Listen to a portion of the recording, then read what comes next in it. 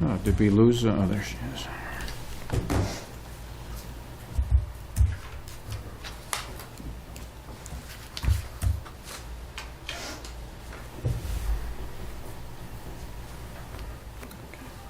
Can we move it back? I don't like it. I know, I don't like it there either. Not tonight. Are we Oh. ready? I've got It's- 6:30. You can start Okay, when you're great. ready. This conference will now be recorded. Good evening and welcome to the July 7th meeting of the Belchertown Select Board. We'll start with the Pledge of Allegiance. Allegiance to the flag of the United States of America, to the republic for which it stands, one nation, under God, indivisible, with liberty and justice for all.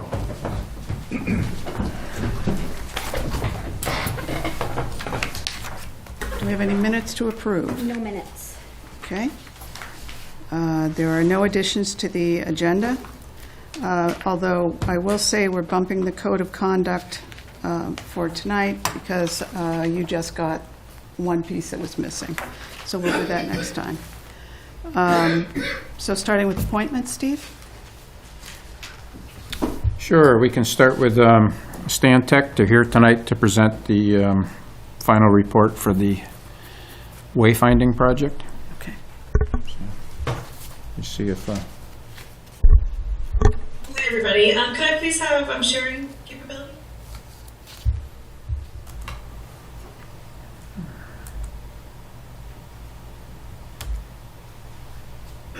All right, you're a presenter. Okay, great. Let's see if this is going to work seamlessly here. For purposes of new board members, can you introduce yourself and just tell us who you are? Hi, everybody. I'm Whitney Burge with Stantec Consulting. I am a senior transportation planner.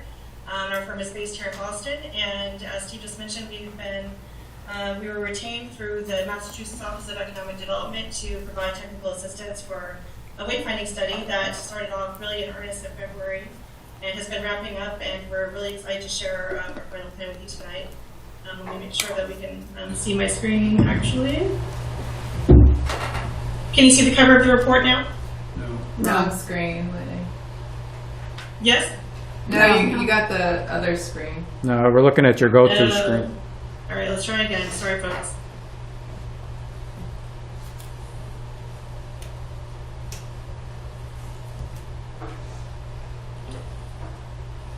All right. How about now? Yep. Perfect. And I know you guys have a lot on your agenda, so I won't take too long here. But mostly just wanted to give you a bit of a background into this exciting project, talk about some of the key steps and about what's happening next for really transitioning this forward into reality. So ultimately, we were pulled in to give Belchertown one of its kind of landmark opportunities of creating a first ever analysis of its wayfinding system. And this is really to Can you tell her? position it. Yeah. I'm sorry? That we can't see it, so you buzzed through the first two and none of us could see it. So hold on one second. Can you make that full screen? Or need to get rid of the participants at the top. Yeah, go to where it says everyone, Steve, Yep. and do the drop down and hide everyone.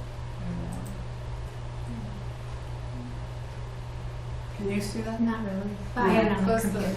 close I have it on my the. computer. You can also. Can we, there we go. Yeah, that's good. All right. So I just want to read this for a second.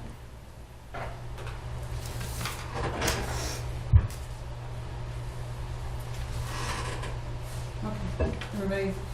I have All right. a print if anyone needs it. I would take one. Thank you. Next, the next slide. Sure. So I'm just highlighting just a few pieces from the full wayfinding plan that you'll have had in your packet, just to kind of talk through this a bit more simply at a higher level. This slide here talks about some of the anticipated outcomes of this effort, which is really teeing up Belchertown to carry on with some further steps to fully implement the signage system in the future over a period of time. It was emailed. Huh? You got the email from her. So look at Am I still good? Yep. Okay, sorry. So, just moving ahead here, let me just quickly speak to the tasks over the period of the past 5 months or so, and just talk through them a little bit more in detail. The first being, the first ever of its kind analysis of the existing sign inventory today in Belchertown, and that's really analyzing the wayfinding signage through all the different typologies instead of a kind of one approach. And for this effort, we identified really 5 typologies that are part of the overall system, and analyzed 4 of them with the understanding that gateway signage, such as the example on the bottom left here, is much larger scale, is much higher cost eventually, and maybe less the need of priority for today. Conduct signage, identification signage, on screen, signage which is more pedestrian level, and then interpretive signage you see those that you see along the trails. And just shows at a high level how, when all together, that each of these typologies should be each serving a different purpose to support multimodal travel for pedestrians, bicyclists, people arriving on transit, people arriving in vehicles in Belchertown, and just a recognition that one size does not fit all. We conducted our inventory, a geospatial inventory, which is identified here on screen to show where all the signs are today. For each of those typologies, we've got 58 signs throughout the town, some of which are privately owned, but all of this really to give us a general understanding of the starting point of where signs are concentrated, where there may be some potential gaps in regard to the level of information pointing to some of your destinations that need to be featured on signs. As part of this analysis, we conducted some general best practice observations about what's happening out there on the ground today, such as this example where you see a very wide range of design styles, materiality, the way that information is identified, the level of detail that's included, and this gives us a better understanding of starting with to get to a point of better cohesion and comprehension across a more streamlined system eventually. And then throughout the report, you'll see in more greater detail, we identify an individual map for each of these 4 typologies and some of those observations associated with each kind, such as this one where there are a few town-owned signs that are, that there are several signs that are owned by Mass DOT, but that there's a level of lack of information and detail. And that some of the signs today are maybe not placed in optimal positions to be able to be most visible to the users that they're serving. For identification signs today, there's obviously a big range of styles and designs, and again, that speaks to the purpose of this plan, which is to create cohesion, create recognizability and intuition for people who are navigating through into Belchertown. This one quickly, to speak to information signage. Today you don't have any real pedestrian targeted signs on the ground today as the typical typology that we would recommend, even though you're in an area that there is more predominance of drivers. Pedestrian signs are always needed, especially to the park areas in particular. And then finally, the interpretive signs that I mentioned previously were predominantly located on trails. We have to understand where these are placed, and these are not meant to be necessarily committed for new relocation, however, would be integrated into the new designs. Then moving into the new design process, this was an exciting component for us as you're one of the only communities that we worked with that was having a parallel branding effort at the same time as the Wayfinding Plan. So we were very excited to be able to collaborate and work with the consultant on that side, with Maud as acting as our liaison to help us understand kind of where Belchertown is seeking to go in terms of its identity, and really to integrate that in a meaningful, thoughtful way into the designs of the signs, which would serve a very different purpose, but again, need to reflect that identity going forward and recognizability. Going through a process with our Wayfinding Committee and the public in a couple of different opportunities. We looked at the potential components of sign designs and how they may be combined, refined, adjusted, and flexible options. The first being color. We talked through this approach with the project team to talk about the benefits of using color, how it might be able to represent different destinations for easier visibility when you're or recognition rather when you're driving at a speed and you're looking for, okay, there's that orange piece, I'm looking for the municipal destinations, for example. We talked, of course, importantly about the motif, and in this case, as I mentioned, you already had a logo being developed in parallel with this. So we needed to take into account how does the logo work not only in the sign application that's being developed for as part of that process, but onto physical environments where it maybe need to be adjusted slightly to be interpreted in the way that it was intended. And we talked about font in terms of the lettering on the signs and how to make sure that they are legible, that they work with the branding that has been developed for the Branding Belchertown effort. And on the bottom left here, you see some examples of some fonts that we tested out with some kind of standardized language to see what would that look like. Through the community engagement process, we held our public open house in partnership with the Branding Belchertown effort in late March. And at this early stage, we were generally trying to promote people to take our public survey, as well as solicit some feedback about some of the more general perceptions and observations about signs today, such as what do people like or don't like about different signs in Belchertown today, their designs, the way that they include information. Do we like how they are positioned? Do we feel like there's better opportunity to identify specific destinations such as parking, regional destinations, as well as to pedestrians, as I mentioned earlier. We also gathered comments through our public survey about the functionality of the future signs, and we were pleased to get over 100 participants with some really thoughtful comments. And some of the features here are on the previous page, but I'll reiterate here as well. Again, the desire for really more thoughtful positioning about the signs today to make sure that all those important destinations here in town are being highlighted for the familiar and unfamiliar visitors. And that includes your municipal destinations, your recreational, and just making sure that they're always included on signage. And with our approach of starting from scratch, that if you're a first-time visitor to Belchertown, perhaps you aren't relying on your phone or GPS or any of those technologies, that the signs can be a foolproof system to get you where you want to go. We have a couple highlights reflected in the report to speak to different specific questions that we asked the community, such as, do you think today's sign reflects the town's character? Some people said yes, a few more said no, even more so said somewhat. Asking people if they felt like people would be more likely to visit multiple destinations if the signs included information for pedestrians such as walking distances, either in terms of minutes or distances. And other questions such as asking about what people like about the identity today at Belchertown, and obviously nature came to the top of the choices for that. And then asking about the top physical assets that come to mind when people think of Belchertown, and the Quabbin, Town Common, scenic landscapes were some of the top contenders. We also had comments coming in speaking to what they'd like to see in terms of design for the future signs. A little bit more modern, more simple, more historic, including orange, emphasis on the woodlands. So there's always going to be a wide range of different aesthetic preferences and associations in the community, and this gave us a good understanding of that depth. We also met with the stakeholder engagement or Wayfinding Advisory Committee on 2 occasions. With the first time to discuss with various representatives from the community, including the library, historic commission, planning commission, etc., to talk about first what are some of the issues that you feel today in perceiving in the signage downtown, as well as where are the destinations that you feel should be included on signs.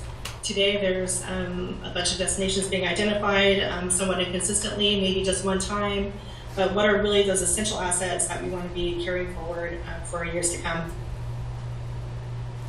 On the second meeting, we then brought those components that I shared in the previous slides forward in terms of what can the signs potentially look like if we put together those components of color and font and shape and motifs. How does that all look together in partnership with your new Belchertown logo that's been designed?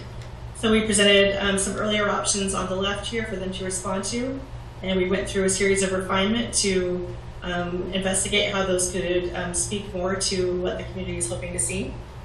Now, some of the positive things that we heard are the preference for including bands of color to identify different destination areas and kind of refer to them more in areas/zones, and to be able to, from a broader distance, kind of generally funnel to a location before going to those specific destinations within it. such as the school and recreation area. We also spoke with a group of business owners in person when we visited in early April, asking again about some of those recommended destinations for inclusion on signs, as well as how they should be potentially identified and named. And also just considering what they're hoping to see in the future in the coming years, and what does Belchertown mean to them as key stakeholders and people who've invested heavily in the community. And finally, through a much more methodical process than I'm going into detail tonight, we arrived at a finalized list of destinations that was developed and refined through the community and project team to identify, here's the destinations we want included on our signs, and here's how they may be generally categorized. Here's where some of the priorities are in terms of what should be maybe highlighted a bit larger or highlighted in a different way compared to some of those secondary destinations that may not have as many visitors hunting for them but are still important. We also identify some opportunities to potentially use icons instead of calling out the specific destination in full text, with the consideration that really the functionality of the sign should be to condense and simplify information as much as possible to be able to be read quickly at different speeds as a driver in particular. And then through a much more methodical process that I will go through all the steps for, we identified where the sign should be located based on those lists of destinations identified, as well as a bit of a nerdy exercise on our end of understanding the different approaches into town from each of the possible ways you can arrive, and how to create more efficient and streamlined circulation to those areas. So on here you see the directional signs that we're recommending for Belchertown. These include 33 larger vehicle directional signs and 5 smaller scale pedestrian level signs. And then on this page we've highlighted some shorter term priority signs that can maybe be a first step as you go towards a sequential phase of funding and installation of these over time. And then at the sequential slides you'll see proposed identification signs. And these are typically going to be signs that are identifying a municipal property. So whether it's the police station, whether it's the library, or another area, ultimately, hopefully these signs can all be kind of speaking the same language to each other and creating that recognition of association. And then information signs, again, that goes back to more pedestrian level signage. And these are some opportunities that we felt were needed at these particular locations to direct pedestrians to and from walkable areas. And then those interpretive signs that we spoke about earlier also kind of more speaking to being near the trails, but to support recognition and understanding of where those access points are in particular. And then all that being said, that all was presented to the project team in the form of an inventory matrix. And this is just one of many pages where we identify in the specific information for each recommended sign, an identification number, the location intersections of the sign, how it would be positioned, which traveler direction it's facing, which language, which destinations would be included on that sign based on the priority and the way that the sign is navigating, including the arrow direction, talking about how it might be installed, talking about whether a destination area, those broader colored bands would be identified, or whether it's just going to include just a list of destinations individually. And then identifying on the last column there whether it's a priority sign based on, again, some of those earlier needs, knowing that the town isn't going to be able to pursue all these signs all at once. And this is really just meant to be a foundational tool for the town to use going forward to take a look at in a more granular level, potentially refine and easily update over a period of time if a different direction is desired in the future, if a destination perhaps changes and we want to update just one sign, and you have at least a tool that you can easily work through for that purpose.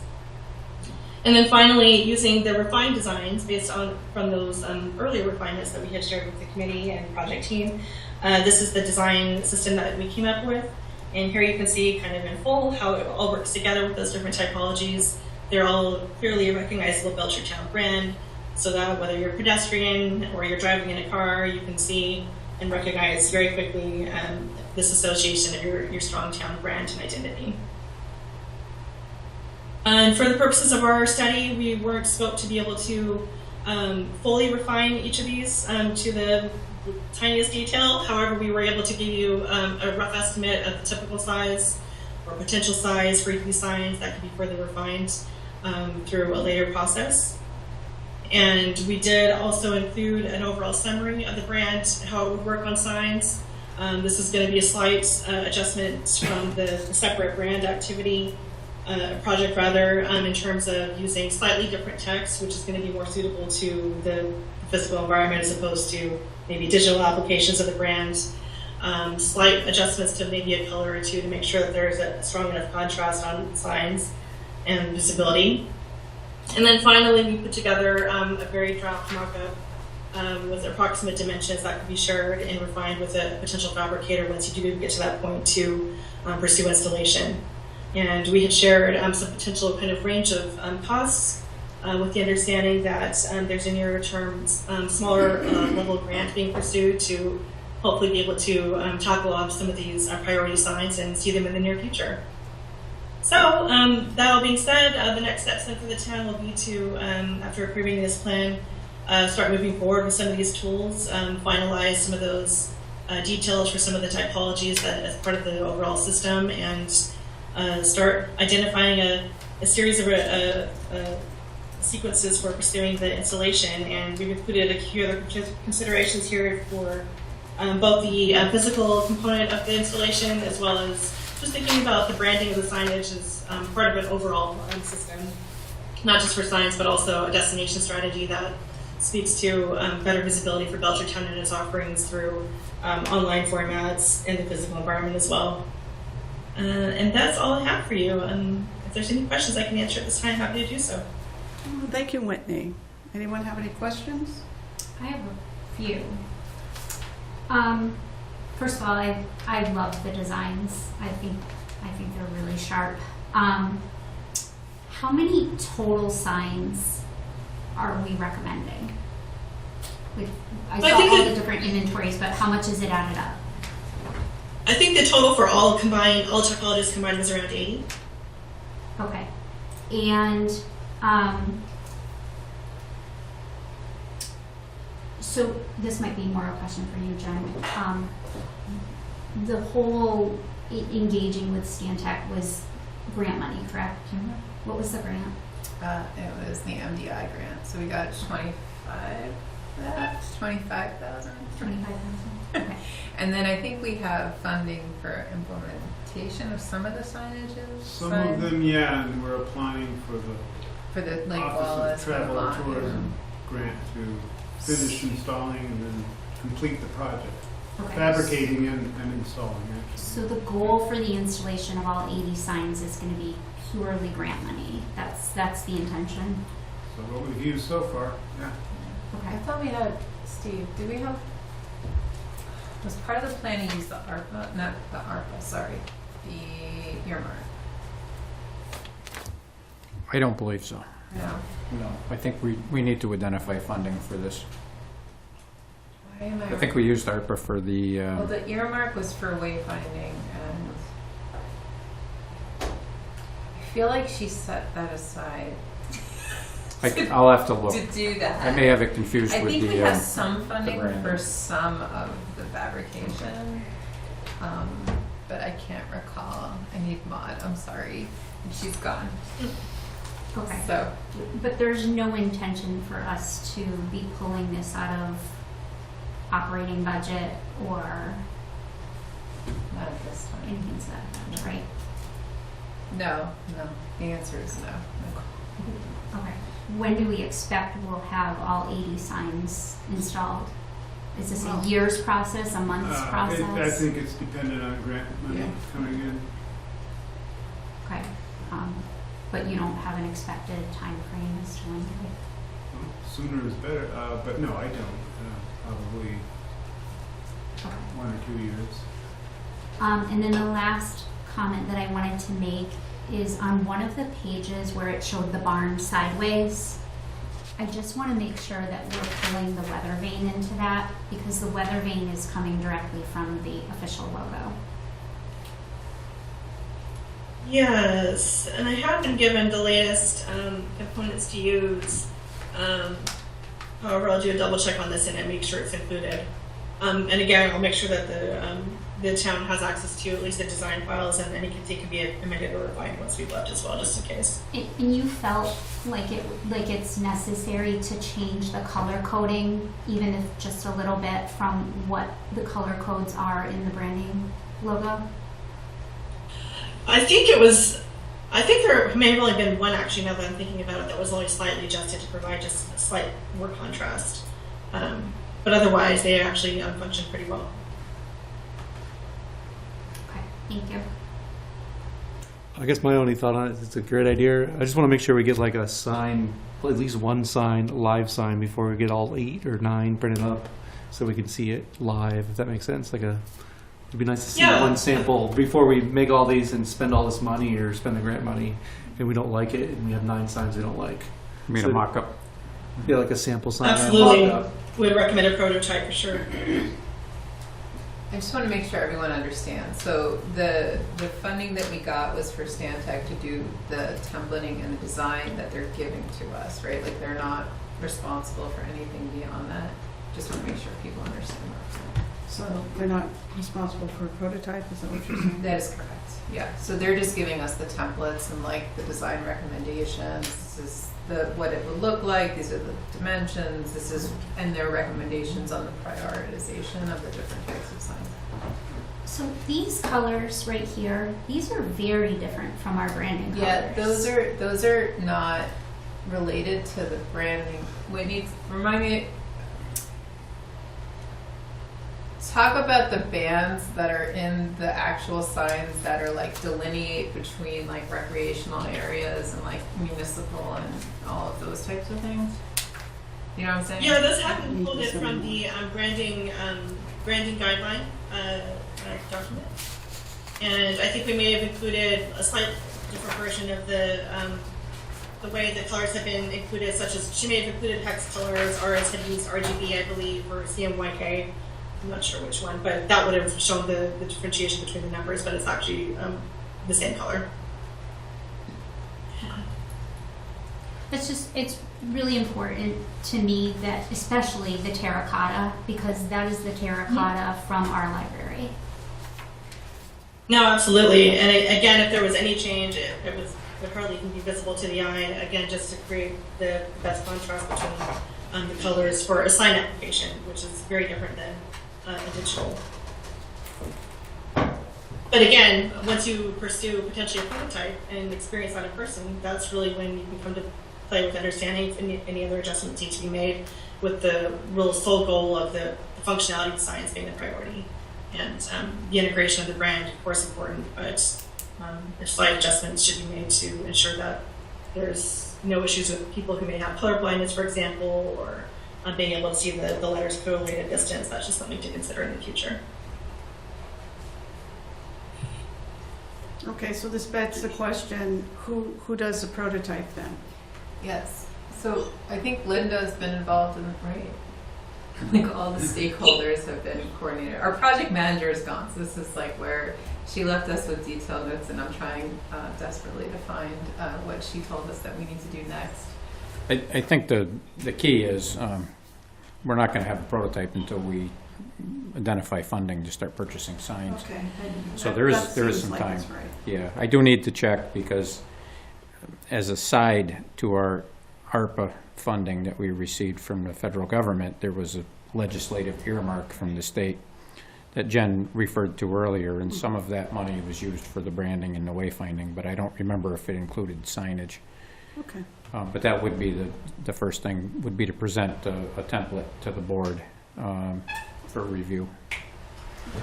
So next step on here, if we need to identify funding, that's kind of the next steps in this project. Well, I think Steve was just saying that if the earmark does include money for the prototype, that it would come from there. If it doesn't, then we'd have to find some Mercy money. of funding. Yeah.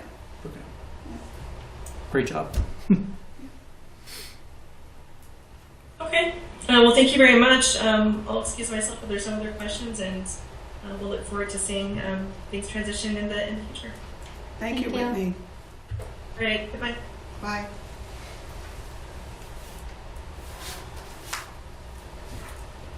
Okay.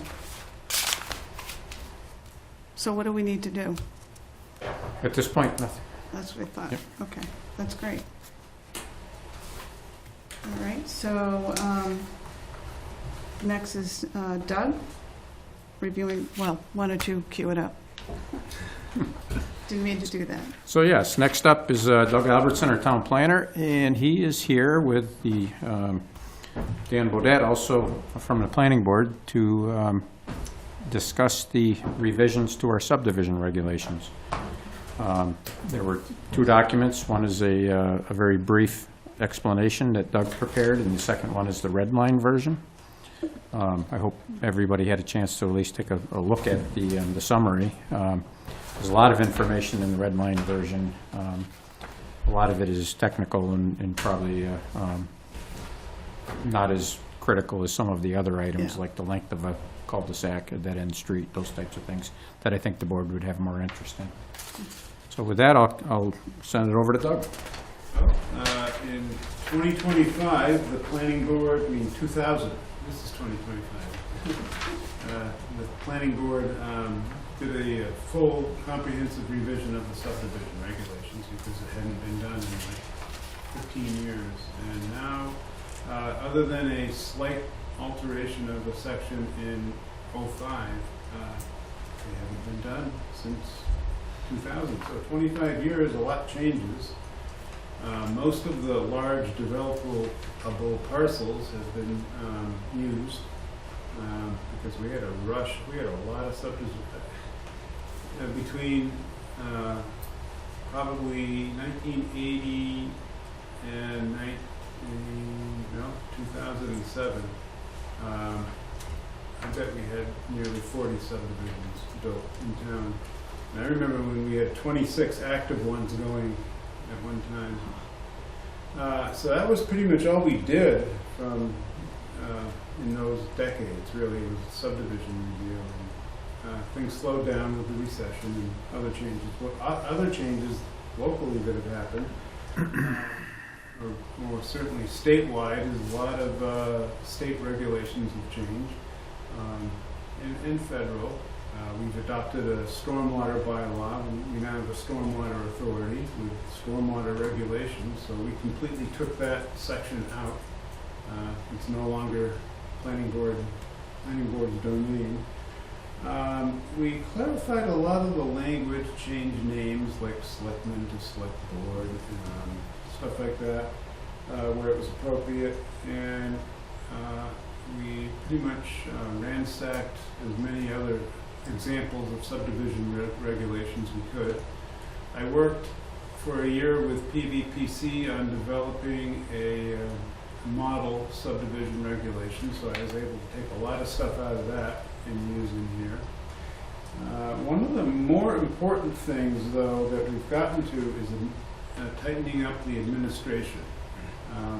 Not just the reviews, but once the subdivision is approved and in process, how we then monitor the progress, and when the developer wants lots released or money released, whatever we're holding, what's required to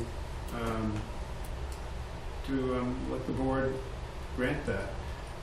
We used to be pretty casual about it, and we'd end up with prime lots being sold first, and then the developer kind of loses the incentive to keep going. And we've had some pretty big problems with that. So we drafted and redrafted, and our Department of Public Works reviewed it extensively and made some very, I think, very salient comments and suggestions that we adopted. Your previous DPW director was really quite knowledgeable, as is the new one, because she has also reviewed it and added her comments. Design standards, here's one thing, the Massachusetts Complete Street Standards. Complete streets are like a State Street was built, sidewalks and bicycle lanes as much as practicable within a right-of-way for multiple modes of transportation. And so we are requiring all new streets to be built to that standard. I don't know, have you adopted a complete streets policy yet? Not yet, it's still in the works. Okay, Yeah. Linda was working on one. We reduced allowable dead end length, kind of a public safety thing. We have these mile-long dead end streets. If it's blocked, what do you do? Call in a helicopter? So we've tightened that up.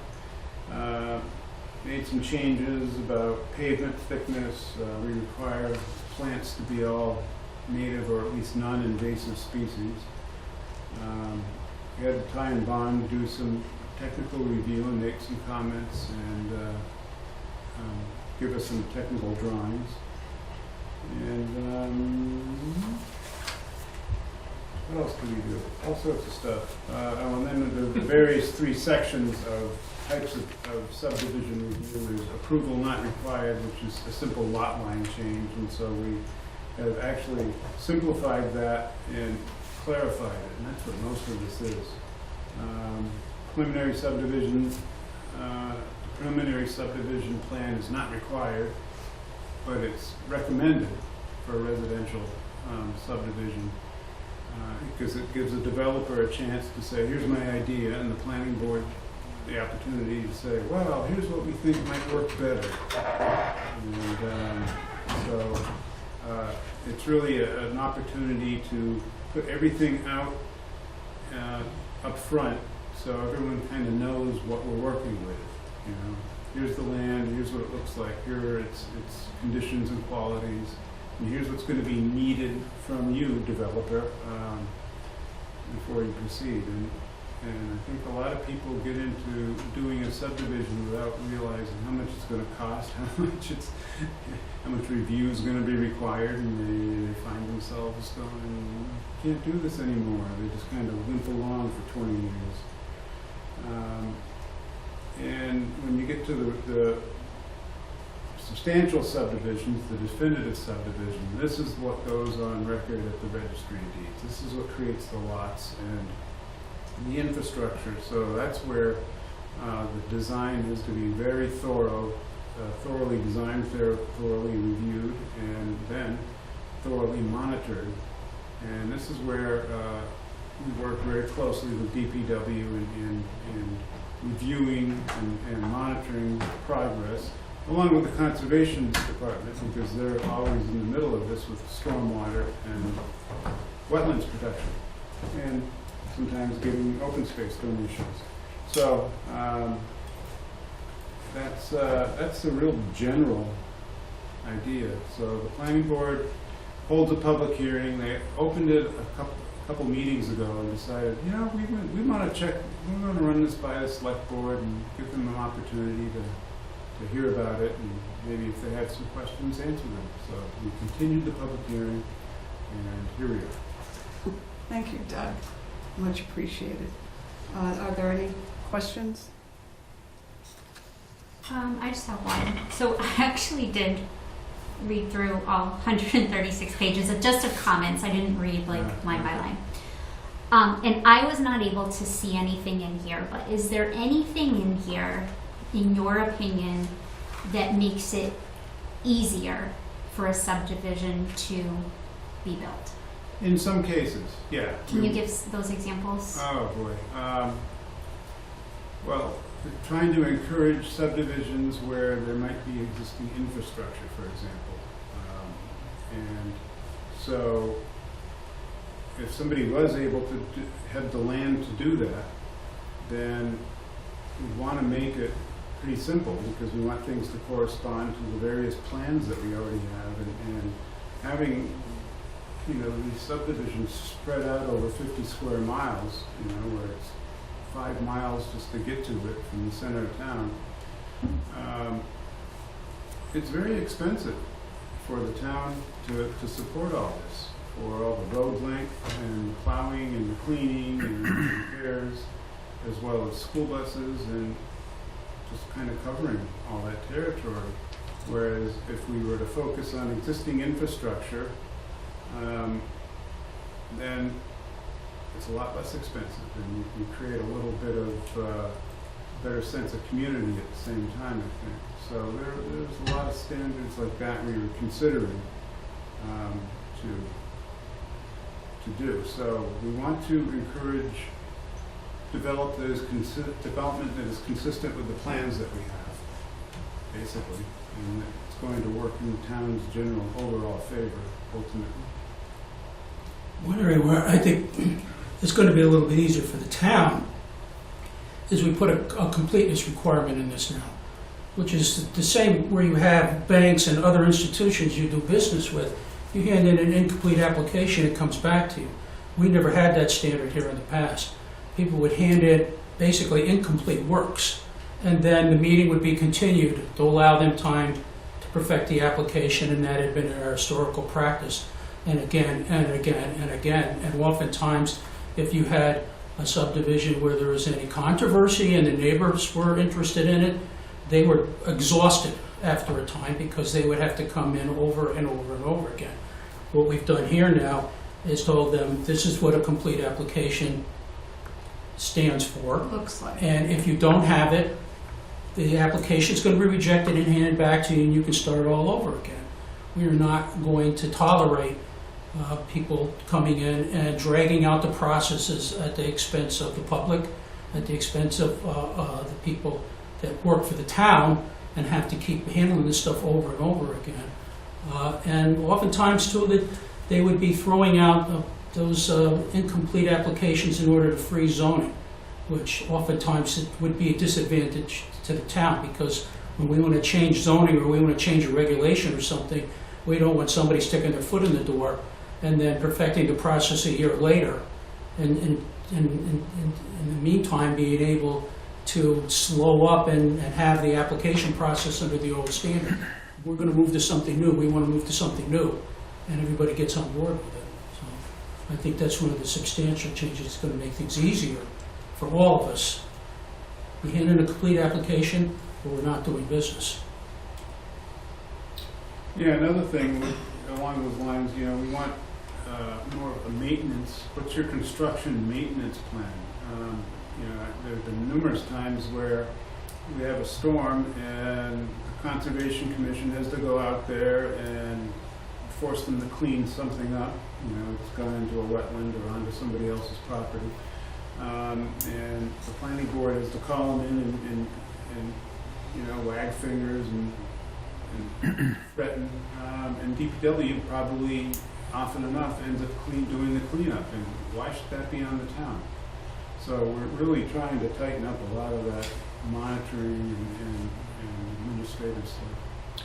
That was one of my questions when I read through this too, was the maintenance plan for like the sidewalks. We're requiring sidewalks. Who's going to maintain those sidewalks in the future once it becomes part of town? Well, We can't be driving the skid steer all the way down to the south end of town to plow sidewalks. right. So I was just curious how that is addressed Well, in here for the town residents. One of the ways that's addressed is that we want to require an owners association for the people who live in that subdivision, and ideally they're the ones who pay for it and maintain it, and they'll scream, "Oh, we're taxpayers, why do we have to do this?" Well, it's the deal you bought for one thing, and if you want your taxes to stay low and don't have us needing to do all that So stuff. they're wrong with title to the property. Yeah. That's the contract they made, that's a contract they're going to live with. And my next question, do you have a plan moving forward there's so much red in here and so much changes. Are you guys going to review this every 2 years, every 3 years to update this? Or are you just going to let it go for 10 years again? And is there a process to maintain this so it stays current all the time, within every 2 years or every 3 years? So we're not doing so many changes at once. That's a brilliant question, and I like it. Because that's really what should be done. And we were kind of overwhelmed with them for a while, and then other things came along and other priorities, and so I wasn't able to really get to it. And so, but over the last 2 to 3 years anyway, we've thoroughly gone through all this stuff and done our research. So from now on, we should be able to keep up with it better. That's what I would like to say, I guess. Just make sure it's not so much red at once. Yeah, I like that. Thank you. Thank you. Thank you. Jen? Great job. I have to say, I was going to ask you a question, but you did. And I think what John brought up is maybe something to bring back to the planning board, that a commitment to review. Because once these go into effect, you might go, oh, you know what, we should have done it this way, or whatever. Yeah, we You learn know, I all mean, the there way. are learnings, Yeah. and so, you know, whatever comes out of this process, if it can go back to the planning board, that, you know, to, you know, kind of keep a list, and, I don't know, whatever you guys decide, every year or 2 years, to go over it again. It's a good exercise. It really is, yeah. Yeah.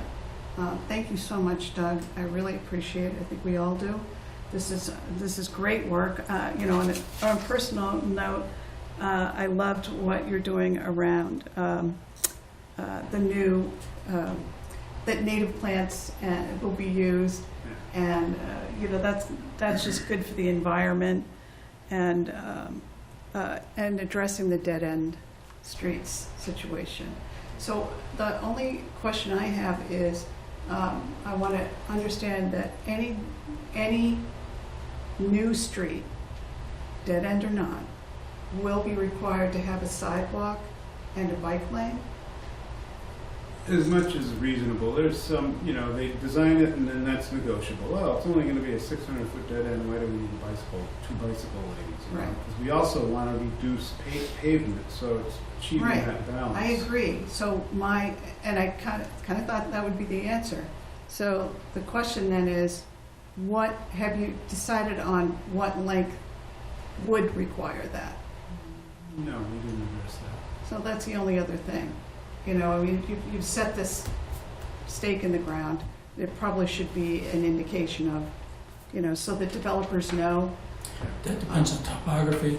It On depends, topography. Yeah. It depends on a lot of other conditions. How would we draft a regulation that's going to get our arms around all the variables that went into that? I think it would be better for us to be able to negotiate that on a case-by-case basis than to try to set a set of rules that are going to, Maybe. I mean, it'll look like quantum mechanics by the time you get, you know, done with it. And so maybe that's true, but again, if you want a completed application, it feels to me like you should have some guidance around that. Because you said this is something that's going to be required of all streets. Well, no, it's not going to be required of all streets. So what's, you know, if I'm a developer, do you just decide? Well, in my mind, the way it was going to be administered is the sidewalk go in. That's the rule. And then your engineer comes in and tells me why it's not a good idea and starts Okay. laying out the math Okay. and the practicalities of the situation, costs, you know, safety factors such as that, and then let us make a reasoned decision from that point. But I want to start with enforcing it. Okay, that makes sense. Thank you. Okay, great. Thank you very much. Thank you. Thank you again. Okay. Do we need to, we don't have to do anything with that? Nope. Nope. Can I go back to the Stantec for 2 seconds? Okay. 2 seconds. It's just that it's 7:20 now, That's and okay. I'm looking It's at this. One Yeah. sentence. Yeah. So I think we had $46,000 allocated out of the earmark for fabrication. and Well, he's installation. gonna look I know. at that. I'm just letting you know. Okay. Okay, so, next up, Sarah Fortune. Yep, so Sarah Fortune is here from the Conservation Commission. She's been working with 4 different property owners in regards to some land donations. These are of particular interest to the Conservation Commission, so they've sent her along to try to seek the board's approval. So with that, I'll turn it over. Hi. Hi. So, as Steve said, I am Sarah Fortune. I am the Conservation Administrator. And the reason why I'm here before you folks today is that the Conservation Commission can accept land donations with the approval of the Select Board. So, I do believe you had gotten my basic summary document and just some simple map printouts of the parcels in question. There are 4 different landowners. One of the landowners, Richard Green, off Ware Road, that involves 2 different parcels. So, I mean, I can, review this summary document that I provided you guys if you feel like that's helpful. It should be fairly quick. Why don't you do that? So what I'll start with saying is that for all of these 5 parcels, the total FY 2025 taxes was $1,169.10. So for this 33.83 acres, all we would be taking off the tax rolls is, again, $1,169.10. So I feel like that is a relatively small drop in the bucket comparatively. I mean, a little over $1,000 a year isn't gonna solve our budget issues. Is that because there's no buildings on the properties? Is that why it's not? So this is information that I got from the assessor's office on how they evaluate the properties. I do not know how they do that because that's just not what I do. Can I actually question that for a minute? So we have a property next door to us where we had an acre and we were paying $500 a year for that. How can 4 consisting of all this acreage only be $1,169? I cannot answer that question because I am not the assessors. Okay, I understand. I just don't think we should. I just would like to question that amount to somebody though, because I don't know if it's completely Yeah, accurate. I mean, maybe you should talk to the assessor's office, yeah. Well, I can do that, but if we're gonna agree to accept this tonight, I wanna know the actual number. I would say that for most of these parcels, actually all of them, their developability is slim to none. And that is probably the biggest factor as to why they haven't been taxed as well, at that high. You have an acre parcel next to you. Does it have wetlands on it? Does it have enough frontage? Is it all upland? Those are factors that go into how a property is assessed, and that changes the tax valuation because properties are taxed on based on their highest and best use. And whereas we have, for example, the 4th one on the bottom of this list, the Colligan parcel, that's essentially completely unbuildable due to wetlands. Honestly, the whole lot is wet. The Smith parcel off of North Washington Street, that's landlocked. That's only accessible through a right-of-way through other members of the Smith family. And I mean, that parcel is ideal because it abuts a pre-existing conservation area, which is what would give us access to that parcel. But I wouldn't be using this right-of-way that exists that, quite frankly, is completely forested. I don't even know how you would drive a vehicle down that property to get there. The Granby Road parcel, that property owner had the wetlands fully delineated. They are of much greater extent that shows up on this map. And the frontage on that lot is completely wet. And I think Doug had mentioned before, or maybe, well, he was talking about roadways in general, but roadways are expensive to build to begin with. And then when you add a wetland crossing, you're hiking up the price point substantially. Thank you. So, and then the Richard Green, the 2 parcels off of Ware Road, that one is important because that he had done work for a gravel pit, a solar array, and the old Sawmill Road subdivision. And condos, which is all in rare species habitat. So the donation of that land, those 2 lots, and a third is forthcoming, that was negotiated with the Natural Heritage and Endangered Species Program back in like 2015. for a take of rare species habitat as a result of his development. So that land donation is actually required to come to the town. Or, well, the land donation is required. He could donate it to Kestrel Land Trust, but he would like that to come to the town. And again, it's these two parcels that are ahead of us right now, because the portions of his development that were associated with those two parcels have been completed. The third parcel that he has to donate, that's associated with a specific project phase, that project phase has not yet been completed.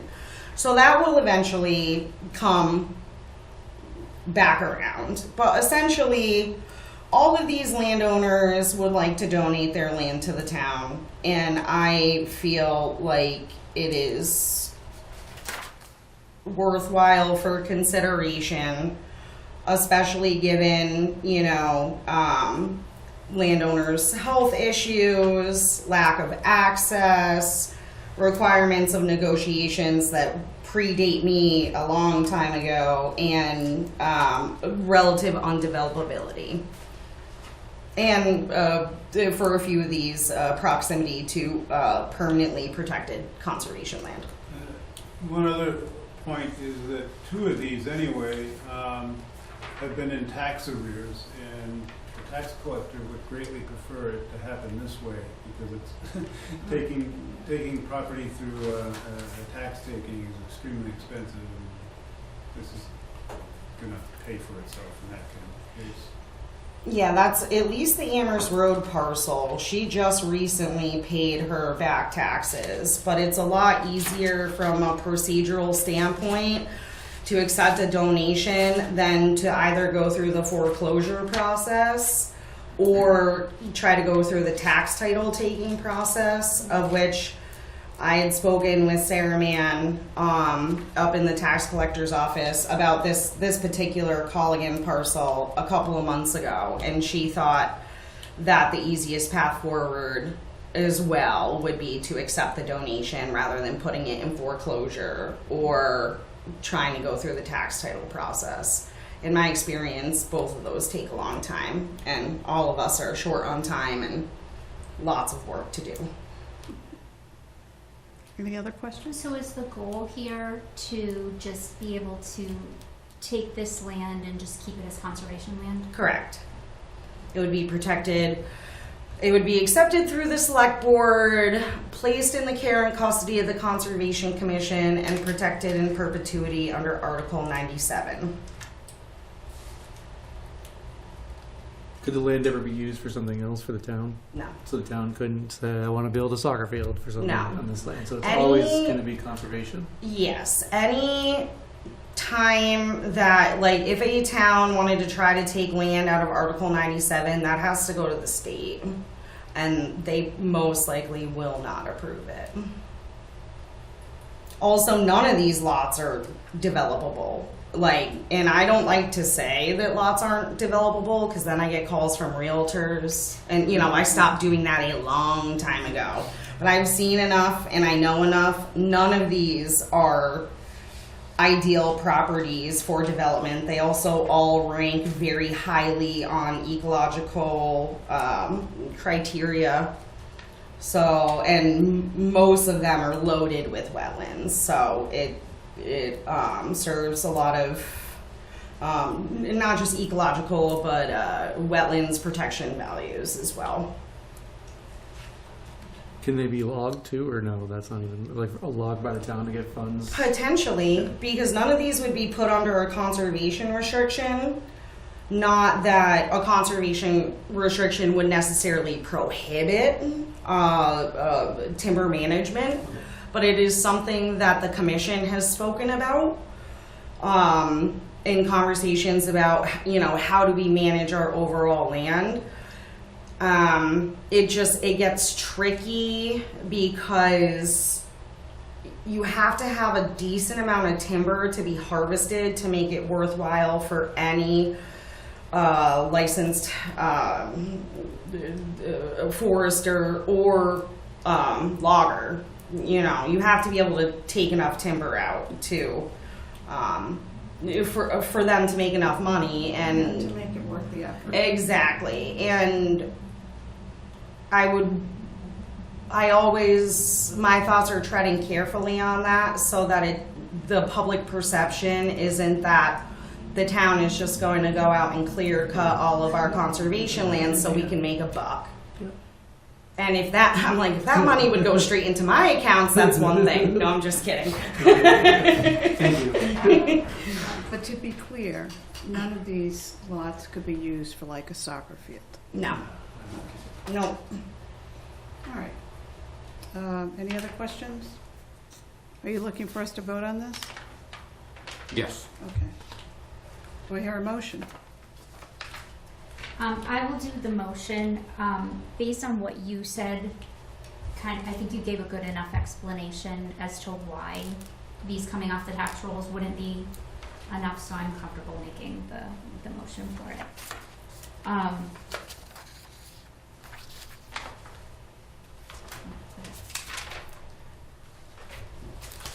I move we accept on behalf of the Conservation Commission the following donated parcels of land.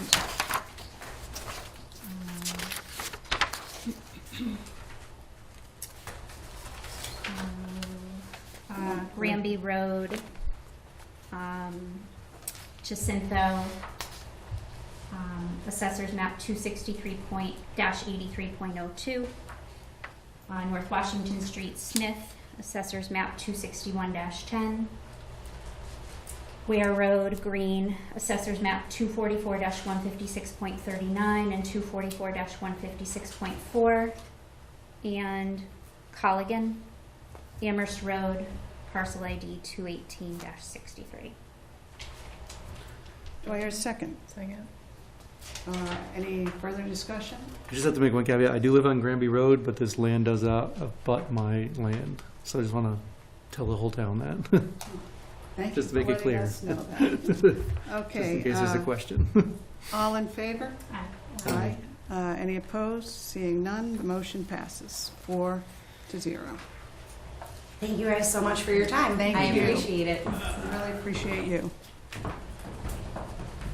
Okay, so moving on to discussion action items. Steve? Sure.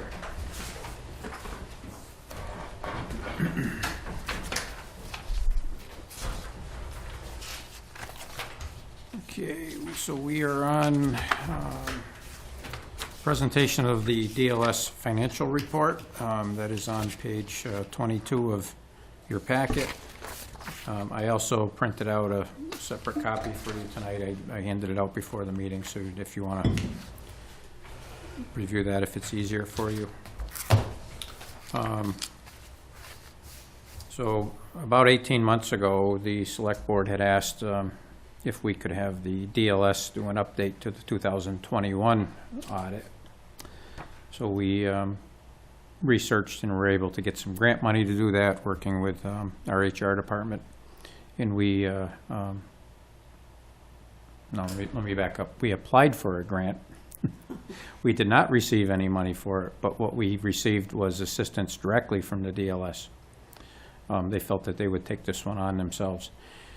So we had a few starts and stops. We had some personnel issues. We had some FMLA time that was being used, so there was some delays in there. But just recently, in April, we finally received the report with those recommendations and findings. The DLS recognized that we have a very flat organizational structure. That we have continued pressure on our available revenues. They talked about inflation, rising fixed costs, and our decline in new growth, which has been one of the major factors in our ability to fund our budgets year to year.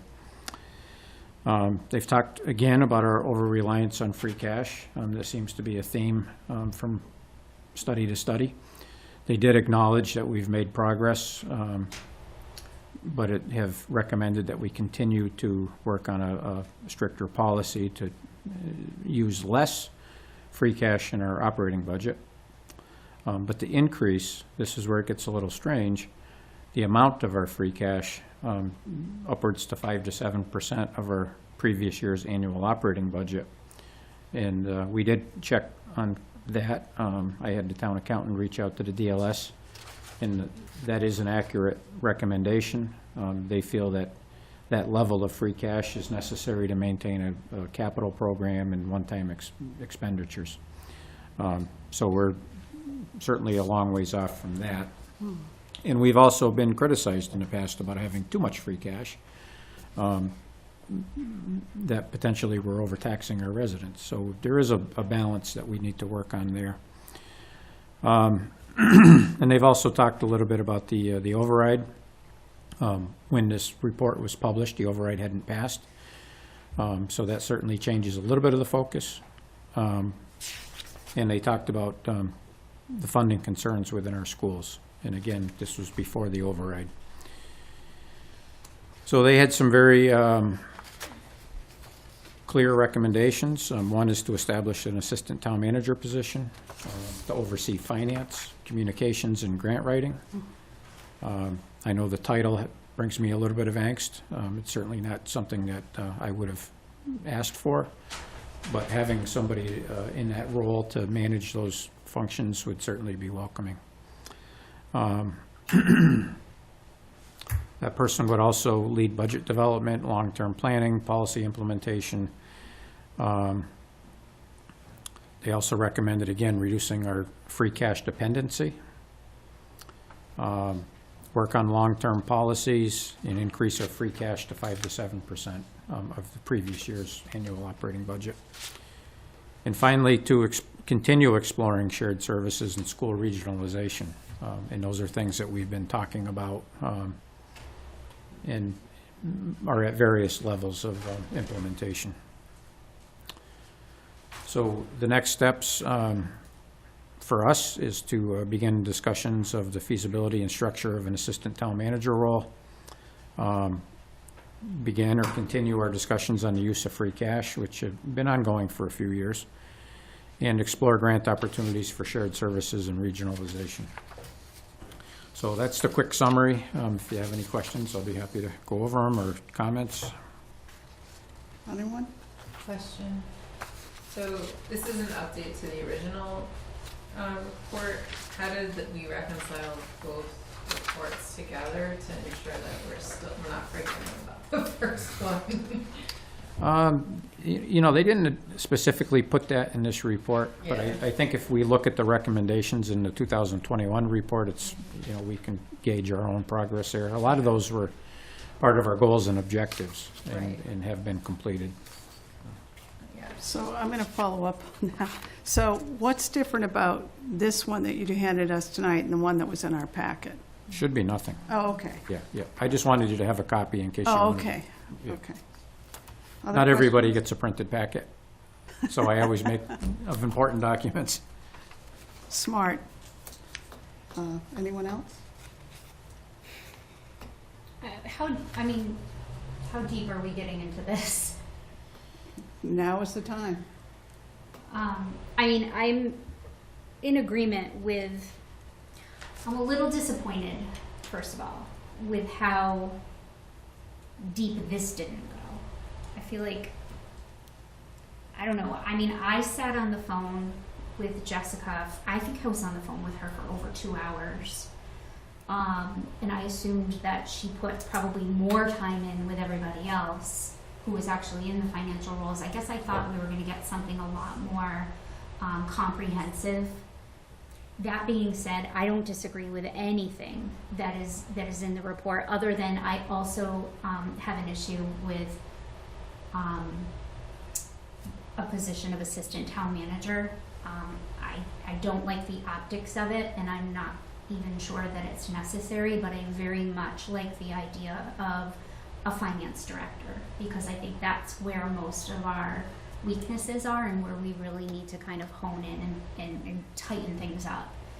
And as I've said before, I'm ready to go. with regionalization and looking at that. I'm so Consolidation. happy that that got put in here and that's addressed by somebody other than us. I'll piggyback a little bit more. Okay. It feels like a little isolated in so even given what's on our agenda later on, you know, as part of this overall, it's not comprehensive when they only looked at one section of the town structure as opposed to looking, and I know we don't have the funding for looking at the whole thing all together. I get that, and I know we're doing it in pieces, but I almost wish like we had all of the pieces so that then we could take a look comprehensively before we start tackling. I'm not in disagreement. I personally don't think that the communications of the grant manager, I mean, that to me doesn't feel right at all under finance. So I don't know. I'm curious to see what the outcomes of some of these other studies are, and then I hope we can look at it more holistically. Thank you. Just that, and for that piece of it, I mean, I think the free cash stuff and the regionalization and all that consolidation stuff, and I think that also piggybacks on the first report and just takes it another step. But I also don't want to forget about the first report, Right. so, which I already said. Do you feel like do you feel like the grant position should at least be under the finance director, or is it just the communications piece that you have an issue with? Well, I mean, I know that there's another conversation Yeah, I we're gonna know. have. I'm trying to. Right, And I don't that's want why to I'm asking mingle the the question. two pieces together, Yeah. so, yeah, I'm not ready to. I think comment on we should just stick with the DLS report for right now. Well, that is in the No, DLS report. Well, it is, but you're bringing up communications too, which is Yeah, not. that's in there. That's in here in the middle. Yeah, okay.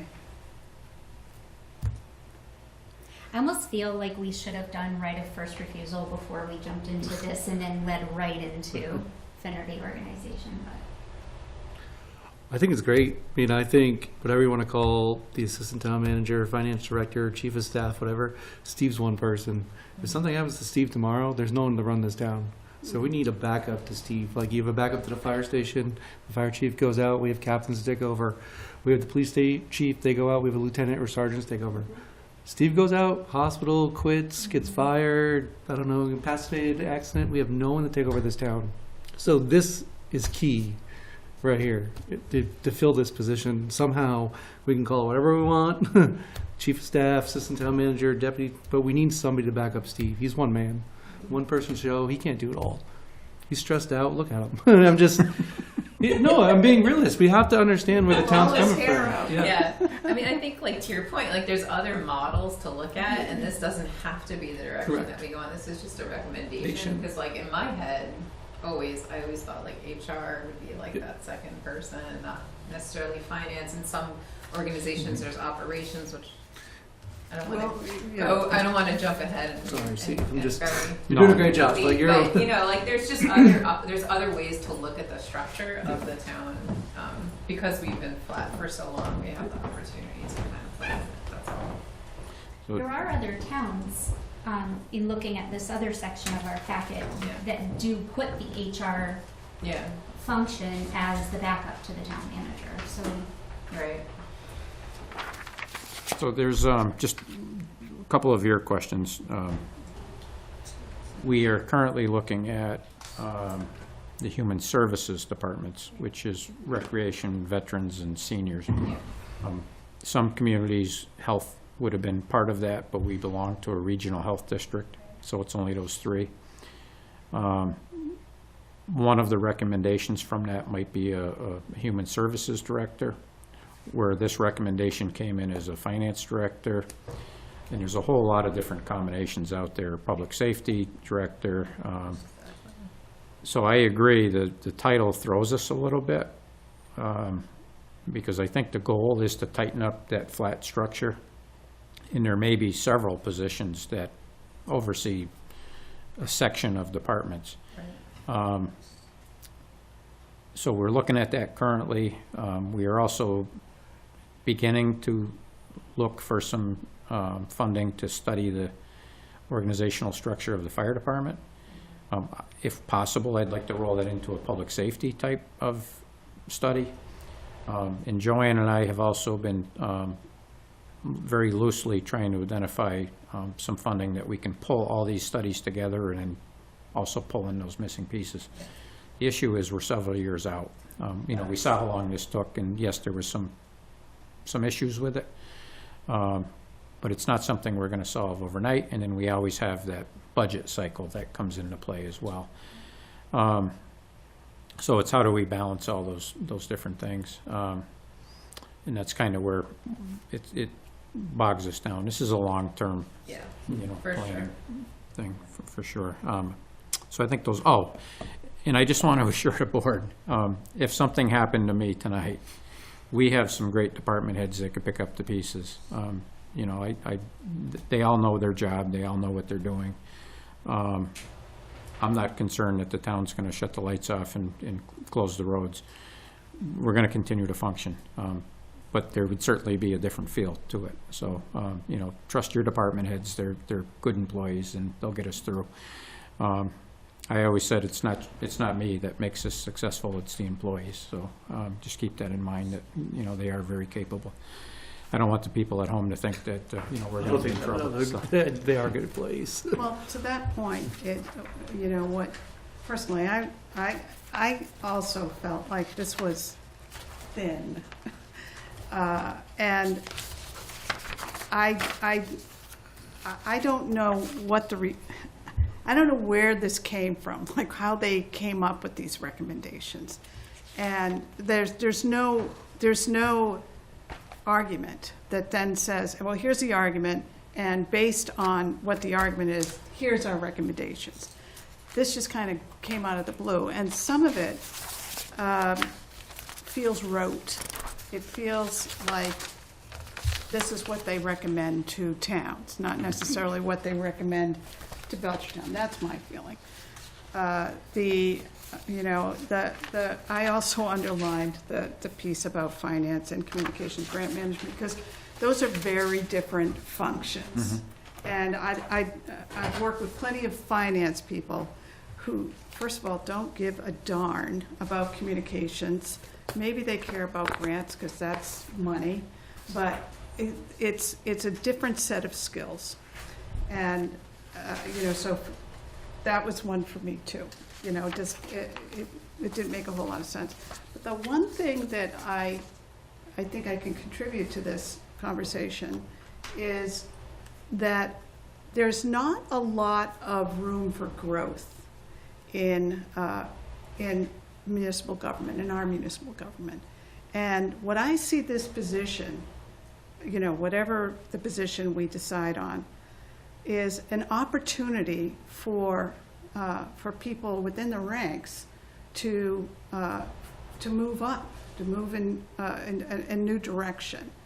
And I just, that's one thing that they didn't make any recommendations on, of, well, how do people advance? And I know it's only one piece. I'm with you. Like, I would like to have the whole part, you know, the whole thing. Because it feels like we're doing for one, and maybe that's the right thing, or maybe once we see the whole, we think, well, maybe that's not the right thing. So it feels to me a little disingenuous. But having said it, this is what they produced, and for what it's worth, I have gratitude that they came up with recommendations. I did not see consolidation. I did see regionalization, and I'm surprised that they didn't talk about that as well. So that's my 2 cents worth. I don't think there's anything to do with this. I think, if anything, when DLS, if they continue to do work with us, to develop the argument before the recommendations so that we have an understanding of how they got there. Last time we had the DLS, we had a debrief from them. Is that, I know. like, someone came on from the state and they debriefed this whole DLS Exactly. report to us? Is that None of that normal? happened. None of that happened this time. I was just curious if that's something we could do, and they could explain maybe how they got to this. I can inquire if they'd be willing to come out. I mean, there's nothing in these 3 recommendations that we're not already actively discussing Yeah. or doing. I mean, we are already Right. working on our free cash policy. We're already working on regionalization, consolidation. We're already yeah, so there's nothing in here, so I'm almost like, I almost want to say, and I don't mean to be rude, but okay, thanks, moving on. That's kind of my take on this. We're already working on it, we're doing it. Okay. I have no eureka from this at all. All right, so I think there's a level of frustration that you're hearing, Steve. And I don't know if there is anything we can do since it's done. But moving forward, I personally would be cautious about using them. Because I expect, and we're hearing not just me, a bit of innovation and more of an understanding of how they got there, you know. I'll reach out to them for you, and I'll Okay. let you know if we can get them scheduled on a future agenda. Oh, I don't know. I mean, I feel like the ship has sailed, unless people feel otherwise. I guess, what is the ramifications if you don't do this stuff from the state? Like, There's no ramifications. You know, these are what Jen said. These are recommendations. Gotcha. You can take them for what they're worth. They're Yeah. sound recommendations, but I don't feel like we've learned anything from I this. think it would be good to hear from the state, though, to see how they got this, so we can question it. Like, Well, It might it's be pretty interesting to ask basic. them to come back and take both pieces and sort of talk about, and then we could talk maybe with them together about what we have accomplished out of the original list and where we feel like we're at with all of these things. I don't know. Because I'm looking at like some of the list of stuff, and some of them are on goals and objectives. And like, you know, number 1, the town charter review, which, you know, we keep kicking down the road, which we keep saying we're going to do at some point. I didn't say that. You want to do it? It's not on the agenda for tonight. No. Yes, it's not on the agenda, but what I'm saying is like, it's one of the original recommendations that we haven't yet tackled. You But know, it's not in the second. It's not in the Right, second one, so but there's no we're- that's what I'm saying. I'd Yeah. love to see them come in front of us and be like, this was the original one from 21, this is the new one. This is I don't know, I like, go back to my point that I was not particularly impressed. And oh so- no, I think we all were not very impressed So because why the are we first going one back was, to them and saying, okay? oh, why would we go back to them? Because they're the ones who are setting the best practices across the state. So we would like to be able to hear from them and get maybe some more meat out of Also- this. and this doesn't cost the town money, right? The No. DLS, No. so that's another good. Yes. Also, post-override, what are their new views now Right. that the override Yeah. has passed? Okay, There's some good questions. is that what the board wants to do? I would love to see them Okay. do some of that work. Can you reach out to them, Steve? Mhm. I just have to say, I'm just not impressed. So, you know, they didn't tell us anything we didn't know already. Okay. Okay, are we ready for 5B? Yes, we are. So 5B is a right of first refusal. It's the Fry property off of Cold Spring Street. It's a portion of map 260, lot 34, also known as estate lot 5. Also known as estate lot, and it's 5 acres. We'll get there. So we have recommendations from both the Planning Board and the Conservation Commission not to exercise their right of first refusal. So if the Can I board... ask a question? Mhm. Is this the third right of first refusal we've had on Cold Spring Street in the past 12 months? Is this all related, or what's Yes. going on up there? So one of the loopholes in the law that I don't particularly like is that they can propose to take smaller portions out of chapter which makes it less appealing for the town to want to conserve the property. Not only does it make it harder for us to do that because we'd have to buy each piece individually, it also raises the cost of that property because now they're all being assessed as an individual building lot or building lots versus one large parcel, which until it's subdivided is considered one buildable lot. So I don't like it. I questioned it, and I was told that there's really nothing we can do about it. So we can't stand in their way. It gets word of mouth amongst neighbors. Sort of, yeah. Yep, so it's disappointing because that would have been a beautiful piece of property to preserve. It's a very historical piece. It has a lot of passive recreational opportunities. It was very picturesque. It really was part of Belchertown, and I'm sad to see it going, but again, it's a loophole in the law. It's probably something we should address with our legislators when we have that opportunity.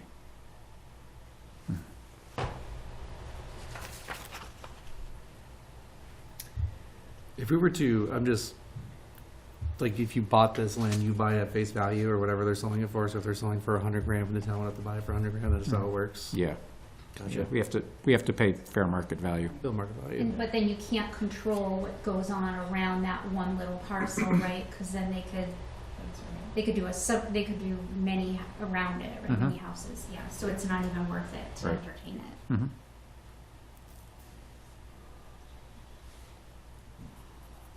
I make a motion that we don't exercise our right to first refusal. Okay. Do I hear a second? All in favor? Aye. Aye. Any more discussion? Okay. Hearing none, the motion passes 4-0.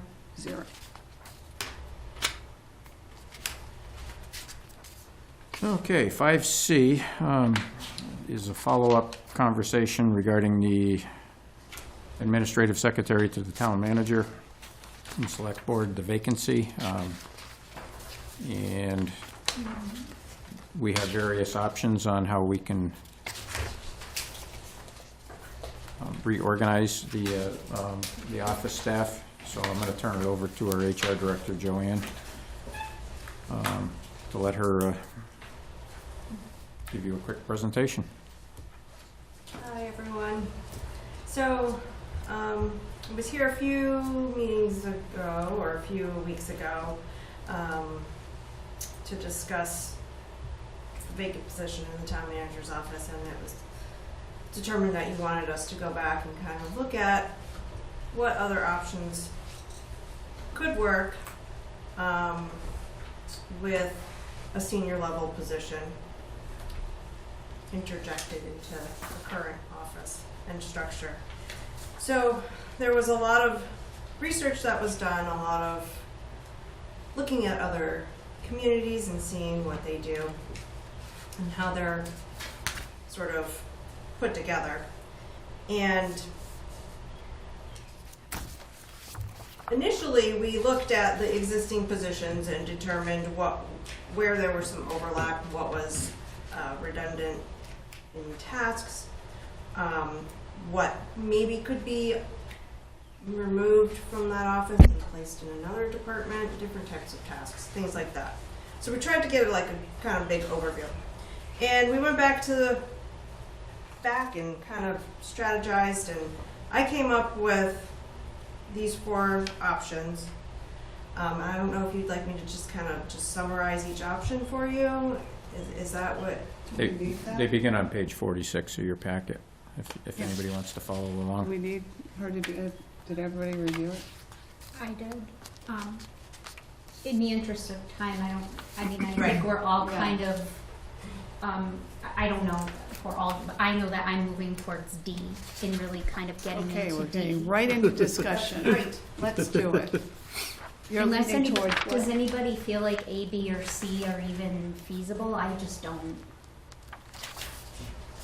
I tried to take into account everybody's feedback and input and the DLS reports and how our organization operates, comparing that to how other organizations operate and how successful they are. So this was just kind of Yeah, no, throwing it thank out you. there. It's like, these are some options, and also taking into consideration costs. Right. You did so much here. Thank you. This is a lot of work. This is it's a lot, and yeah.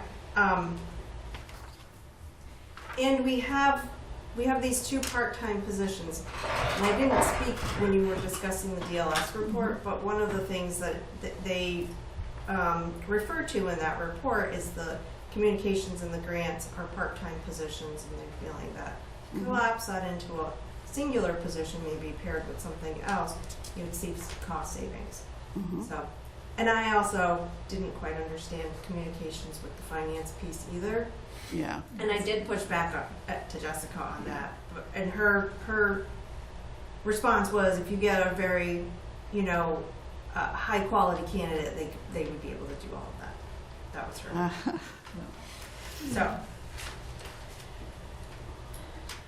and we also, sorry, didn't mean to. Yeah, no. Just wanted to say we also explored full-time and part-time positions too. Adding, there's an option in here where we have a part-time admin person to kind of sort of round out all the different options. So one thing Joanne didn't mention is that while we were going through this exercise, we also ended up with a vacancy with our grant writer.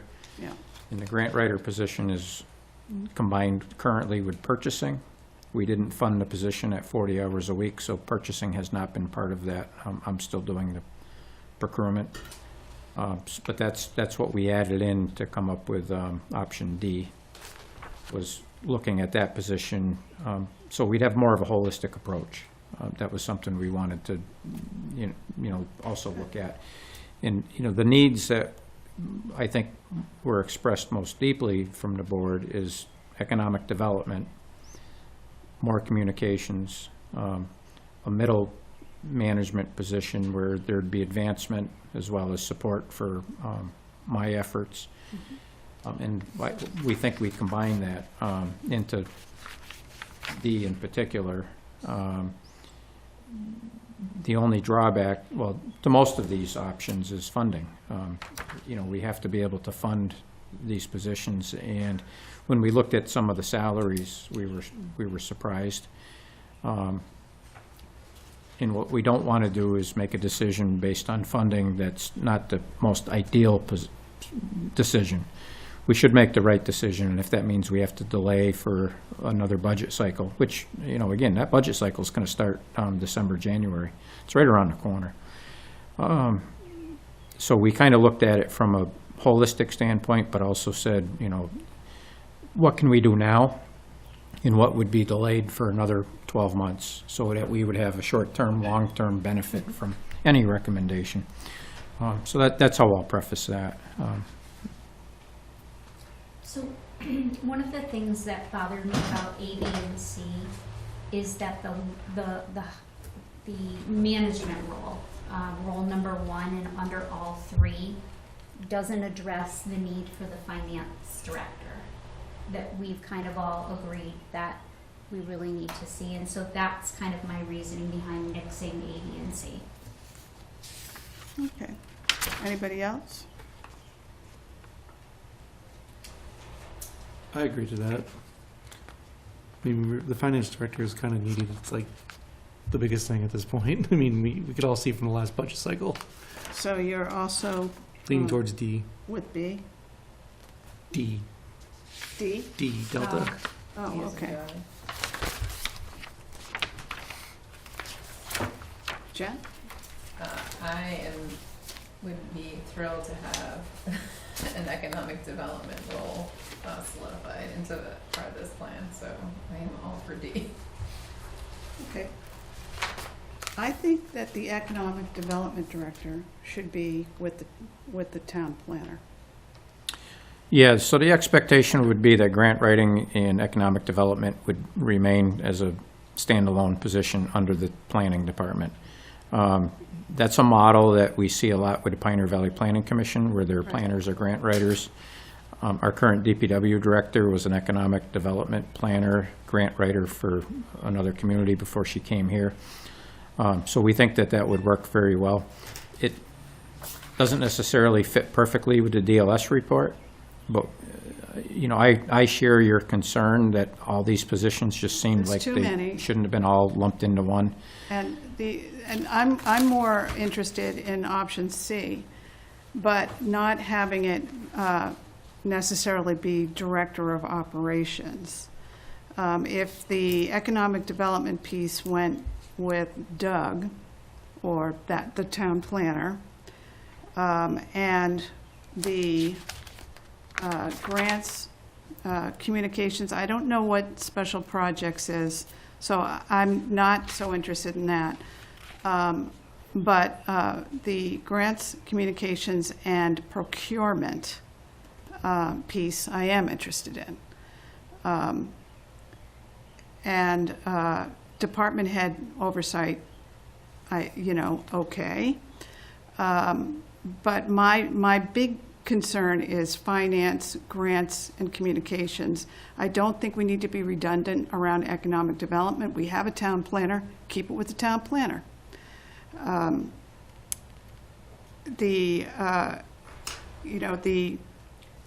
think that the grant writing activities, if the person is a finance director, that would fit neatly into it. The communications, I can see them overseeing that piece, and I can see them overseeing department heads and actually doing procurement. That, to me, is a right combination. But it doesn't make sense to have somebody heading up economic development when we have a town planner. It should stay with the town planner.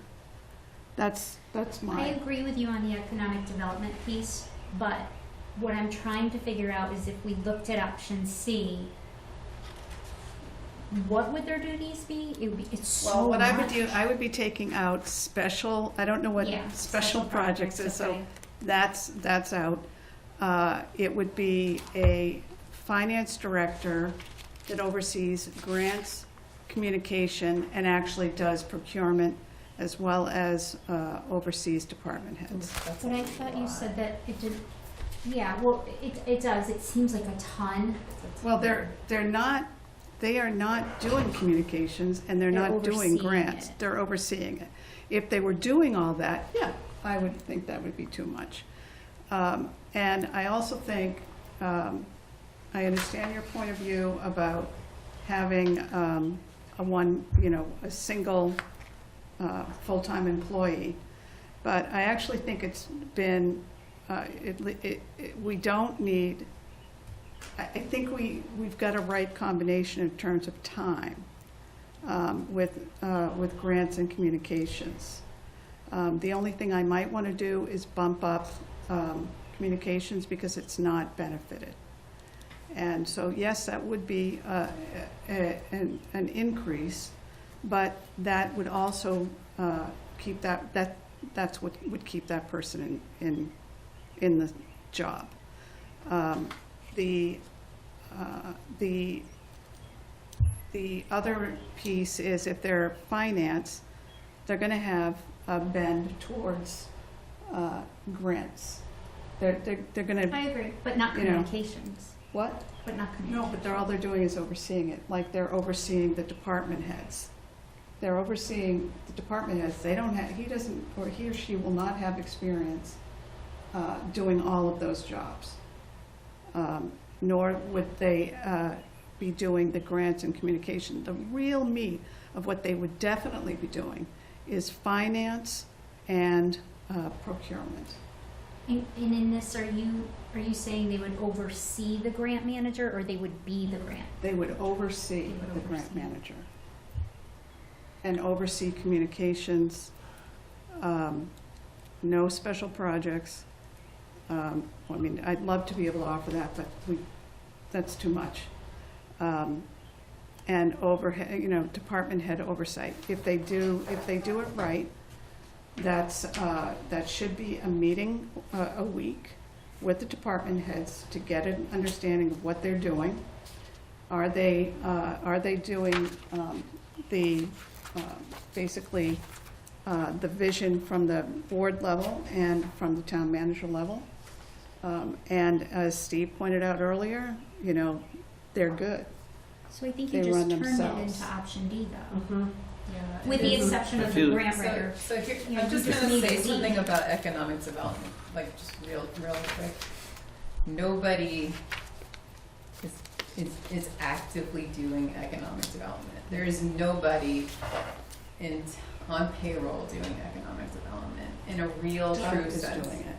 He is not, he is doing land use, subdivision regulations, housing, land use. So can you talk a little bit about the role of a town planner? Yeah, so Doug's position historically has been land use planning.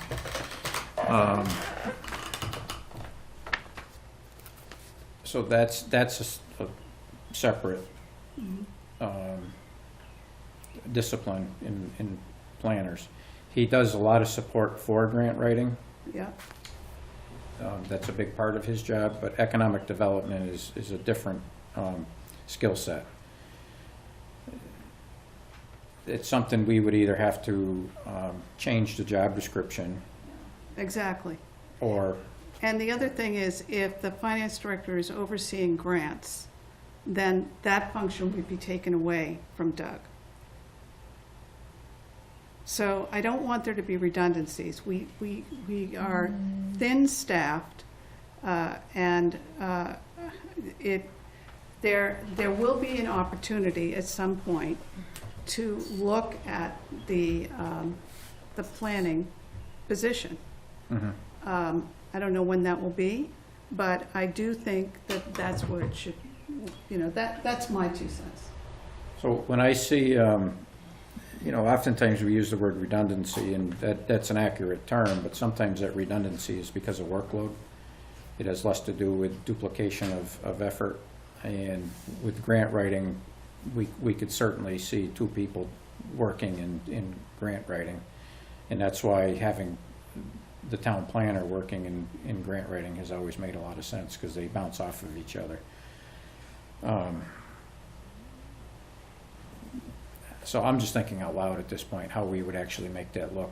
When did this board say, let's get an economic development planner? When did that happen? Was that before I came on? Yeah, it's been an ongoing conversation for years. And Mhm. doesn't that have to go to town meeting? We can make adjustments to the job descriptions, and then yes, eventually they have to go back to town meeting, but we can do that mid-year. We've done it in the past. Same with bumping up communications. Can we bump up communications without that going to town meeting since No, we because budgeted for that's it? a budgeting issue. We would have to budget for it. But So that that's- has to go to town meeting. That would have to go to town meeting, yes. At the same time, though, that's not, we would be saying to Steve, this is what we like. And then it's Steve to figure out how it gets done. Okay. So, I don't think that just because this is the way it's always been, that the town planner doesn't have that set of responsibilities. So it's, how do we give that town planner the training necessary to take that on? So I don't, well, I just don't want to, let's create another position. Here, can I? there's certainly an issue with skill set. But the other question is, who's going to do the work Doug's currently doing if we add in this extra layer of responsibility? That's for you to figure out. I mean, that's not, I'm just saying where I think where that lies. Yeah, But I don't know, in maybe agreement. anybody I'm else. in agreement. I see it falling under the planning board's purview. Planning office's purview, sorry. The town planner or the planning office? Town planner. Planner. Town planner. Here's my, again, economic development is not being done. We hired under contract for 2 years somebody to help us build a foundation. If we wait for Doug to retire and change his job description, we will lose all of that momentum out the window. That's how I feel about the state school. Like, literally, we are like, set everything in motion to keep going, and if we say, Doug, you're gonna need to take that on, it's just, But that's the right place for it to be. yes, if the And I- ones in their We planning. can probably revisit that once Doug retires. In the meantime, I think we should move forward. There's With the other. 4 great options in here. They did a great amount of work here, and they think this is what's best for the town. They're running the I town day think to right day. now, I think we should be looking at and not reworking all their work that they just did. We paid these guys to do all this work to Yeah. figure out the best option for the town. And that's what they did. I feel like they found the best 4 options for us, and we're trying to rework all these options into our own option, which is fine, but we invested a lot of time and energy, and they think these are the best 4 options for us. And I totally, I totally agree. Do you think I want to be up here saying, okay, No. wait a minute? You know, so it's not from, a sense of let's throw this out. I actually think that there's a lot of meat on here, but there's not, there's not a sweet spot for me, because I do think the things we agree on is the finance director piece, communications and grant writing and procurement. Beyond that, I don't. I get what you're doing now, sorry. I get what you're doing now. Do you and see why what you're I looking mean? at C. I get it, yep. And so it's, that's why C is like, yeah. C with changes. though. With changes, like I had talked about. So, So it keeps the grant writer at 27 hours, right? And it keeps communications at 19. Mhm. If you go with C, that's what you envision? well, I think that that's what we have seen that has worked thus far. And, in a perfect world, maybe we could combine things, but I don't ever want a grant deadline to be missed because the other half of the job took them away, or that a communications piece that should have gone out didn't go out because of the other half of the job. This way, you're keeping the focus right where it should be. You're doing grant writing, and this other person's doing communications. It's not optimal. I would love to see them full-time, but that we don't have that budget. So, what I'd like to see is the communications position benefited, and, to look to Steve for how we make that happen, but keep those as part-time positions, and that the second position, whatever we decide to call it, would be overseeing the department heads, communications, grant writing, and then they would be in charge of procurement, so that takes it off Steve's plate. It's so much, I don't think that would work. Well, That's I do. my opinion. Yeah. So my opinion is, I think we would fail just because we had the benefit of having somebody working economic development for the last 2 years doesn't mean it's still not a priority. It's a huge It priority. absolutely a priority. And It's, to give somebody all of what you just said is way too much to put on a person. It's way too much. I feel That's like my that pay scale would be opinion. so high. And that is way too much. I think well, then we keep procurement with Steve, and all they're doing is overseeing other people. Yeah, I don't think it is too much. I don't think it is it's- either. It's all So- oversight. Yeah. It's I mean- all oversight. Sorry, I don't think it's too much. They don't have special projects. The only thing that they would be doing besides managing is procurement. I don't think that would be true. I don't see how that happens in the world. But Okay. maybe I'm wrong. Maybe I need more time to think about it because this wasn't an option that was presented. All I know is the amount of work that it takes to get this town through the economic development hurdle that it's facing is gonna need somebody dedicated to relationship building and networking and going out there. And the grant writing goes hand in hand with that piece of it. No, I don't agree. Jen, you I will never say that convinced from me. personal experience, What- having what- done this work for the Right. last 6 years. I understand. So You've done I- it for a long time, but the thing that we've done is we have built around Doug rather than working with him. And that is Steve's job. Steve's job is to look at that and say, okay, what tools does he need so that he can take on that piece? And he's not going to be taking on, grant writing. He's now doing grant writing. The grant writer should do that. So that's my 2 cents. I don't know where you guys are. Yeah,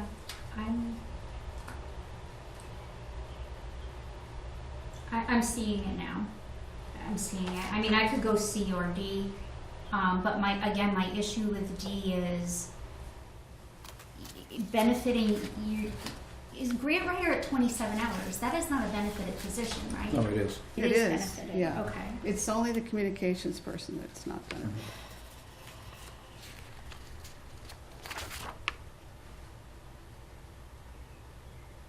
What is your recommendation?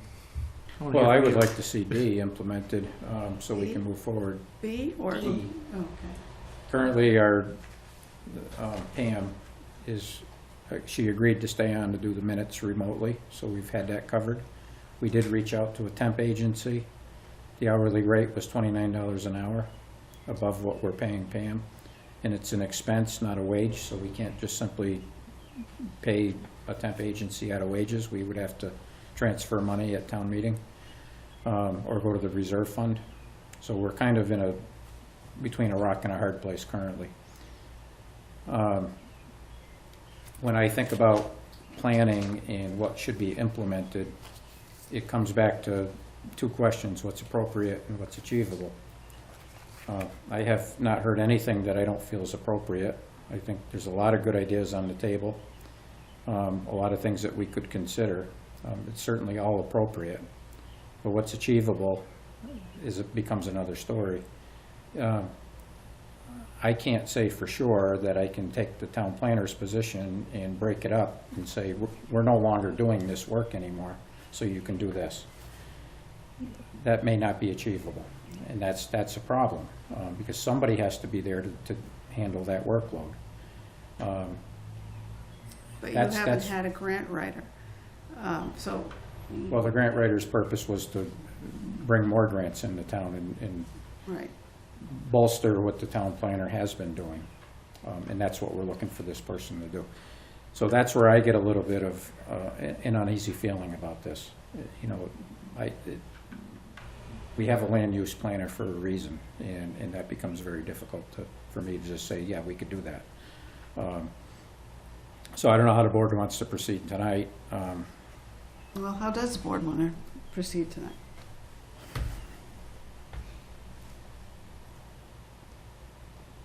I would like to proceed with C or D, but table economic development for now. Because that will allow Steve to accommodate for the opening with the administrative assistant position.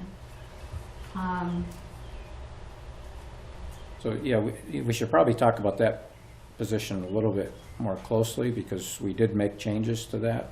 We're going to have some shared responsibility with communications in that position. Right now our communications director works at a very high level, a very detailed standard, where this position would be doing some of the more menial tasks, like posting things on Facebook or reaching out to the local press to publish press releases or articles, website updating, the things that can be handled at a lower level, to allow Kate to work at, that much higher level and not be bogged down by those day-to-day things. When a committee or a department asks for assistance with a web page, let this other person do that work. So that should help with communications. And then, long-term, we can look at adding hours to the communications director position and benefits. But at least for the short term, that would be a benefit. We also added in the ZBA responsibilities to manage the ZBA meetings. The woman who was doing that work has since given it up. It's not a huge lift. Could be 4 or 5 hours a month, depending on the volume of activity with our zoning board. What else was put in that, Joanne? There's a few things. In the administrative The assistant problem position. with D is it doesn't have communications. So communication falls off the table. Well, it does, because I'm putting it into the, I'm sorry, what? I'm putting it into the administrative assistant's position. But, That's what I just discussed. okay, but, The communications position would remain. all right, who's overseeing it? Not this person? For now, I will be until we address the next step, which is to bring in the finance director and those types of things.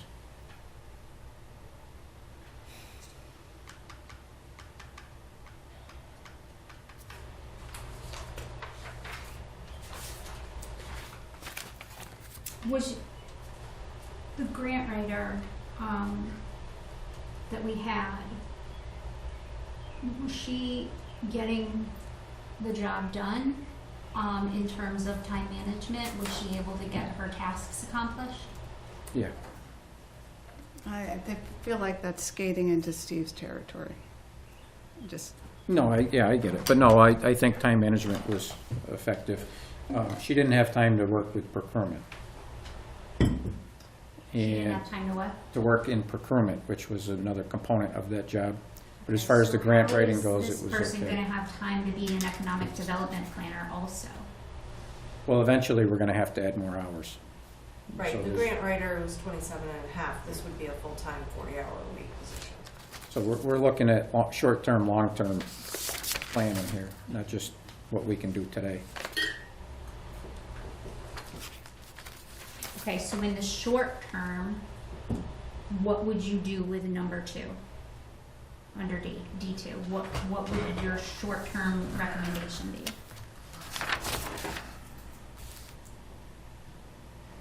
So we keep the position at 27 and a half hours. We continue to work with the grants that we've been privy to, and any leftover time, work with the town planner to continue with the economic development initiatives, is the plan.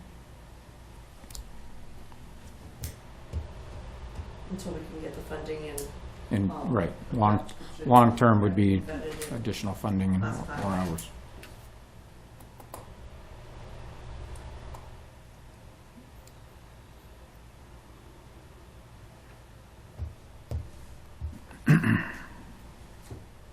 I guess the only other thing I'd like to see a master's preferred for number 1 for assistant town manager, finance director. I'm sorry, what? A master's degree preferred, or not a bachelor, just be a Oh, master. absolutely. Instead of preferred, make Oh, that I like see. a requirement. Yeah, Whether you do A, B, C, or D, Sorry, number 1 that's the only thing I has to be really, master's yeah. required. That's there, right? It's preferred, not Preferred. Preferred, you required. don't want it preferred, or you want it Because of required? required, Required. because of the Okay. finance component of it. That's the only thing I would change. That's all. On all. Not all, just the assistant town manager, finance director, that like number 2 that role, High level. high senior level. level. Would you trade off for experience? Sometimes we say, or bachelors with 10 years of experience, or, I don't know. I guess my other question to that too, if we were to hire that role, I guess I feel differently too. I don't know how the board feels, but I feel like that would be your backup. So I feel like that would be a position I'd want to see the select board hire, if that makes sense. Not so much, I know you're the town manager, but I feel like that person would be the acting person to take over in years. Like if we hire the police chief or fire chief, I feel like that would be something we would hire. I agree with If that makes because- sense. I don't know if I'm because explaining that they're- correctly or not. no, I understand what you're saying, yeah. So you'd want the select board to be the appointing authority of that position? Yeah, whatever that was. Would be an individual contract position. Right, yeah. So is it master's required? Yeah, Yes? for That's me, what I for me agree, it is, yeah. Jen? Yeah, I agree. What do you think about what John said about? About D? No, about us being the hiring. I'll go with the will of the board on that, you know, sure. Yeah, I think what we would do is have a contract. We would do a contractual position. I think that's how we would make that work.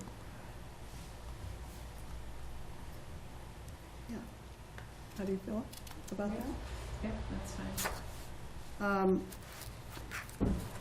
I am with Jen though with the economic development. I really think, I mean, if we could take that piece with EDIC and figure out mass development, I think that would help the town move forward.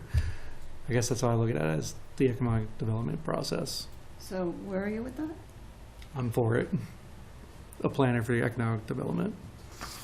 I feel like we're missing that. We have an agreement with mass I know. development and that's going nowhere. So this, hopefully that person would take that economic development and move that forward. Planner.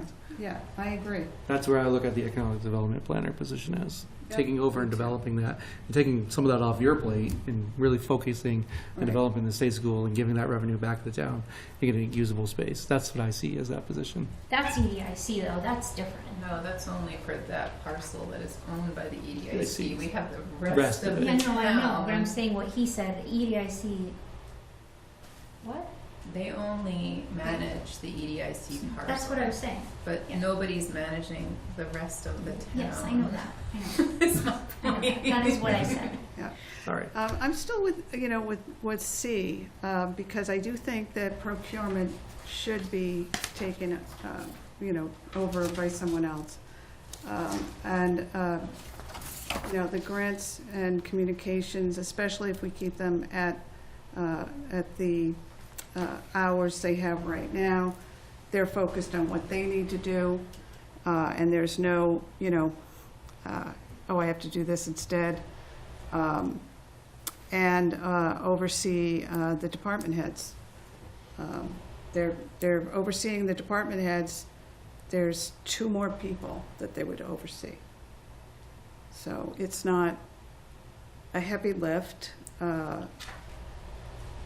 and they would have responsibility for procurement. So option D, procurement is part of the assistant town manager financial director position. They supervise procurement.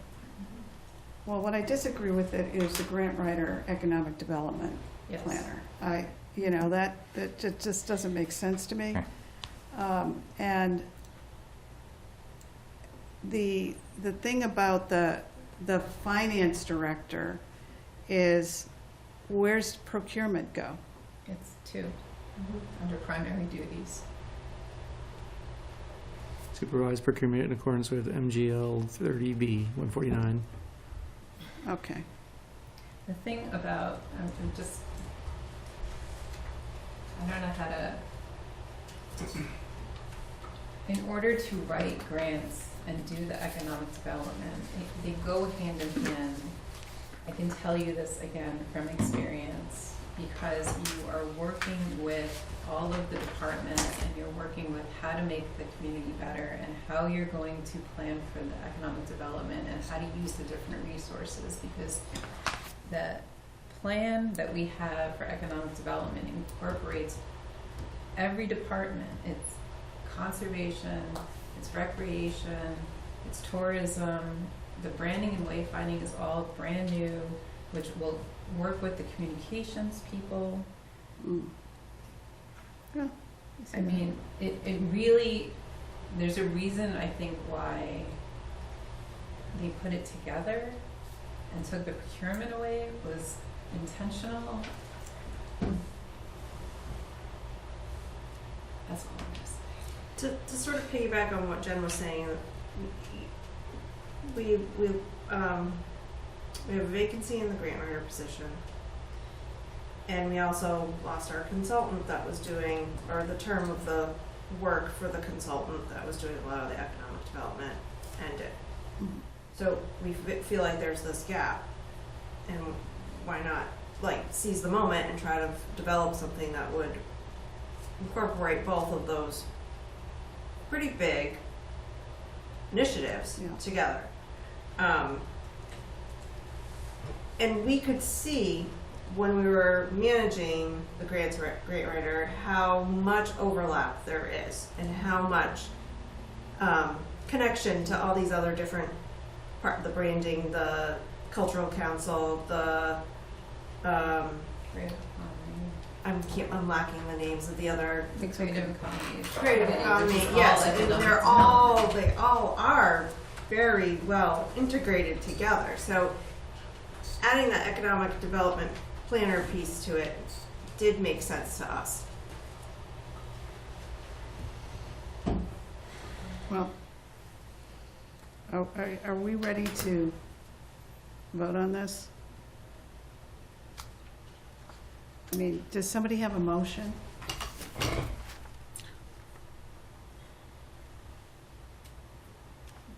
Are we, Do do we we vote want on it? Do we need to vote on it? I mean, what is our action items? You're presenting options. Do we need to Yeah, vote I on think we it? do.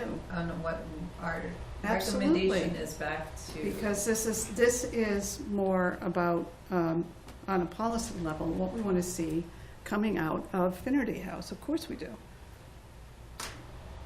This is more than just Finnerty though, right now, right? Well, I think what the chair is referring to is my path forward. It's the board's purview to set policy, and if the policy is to start making these changes, then that's what's going to come out of the Finnerty House, right?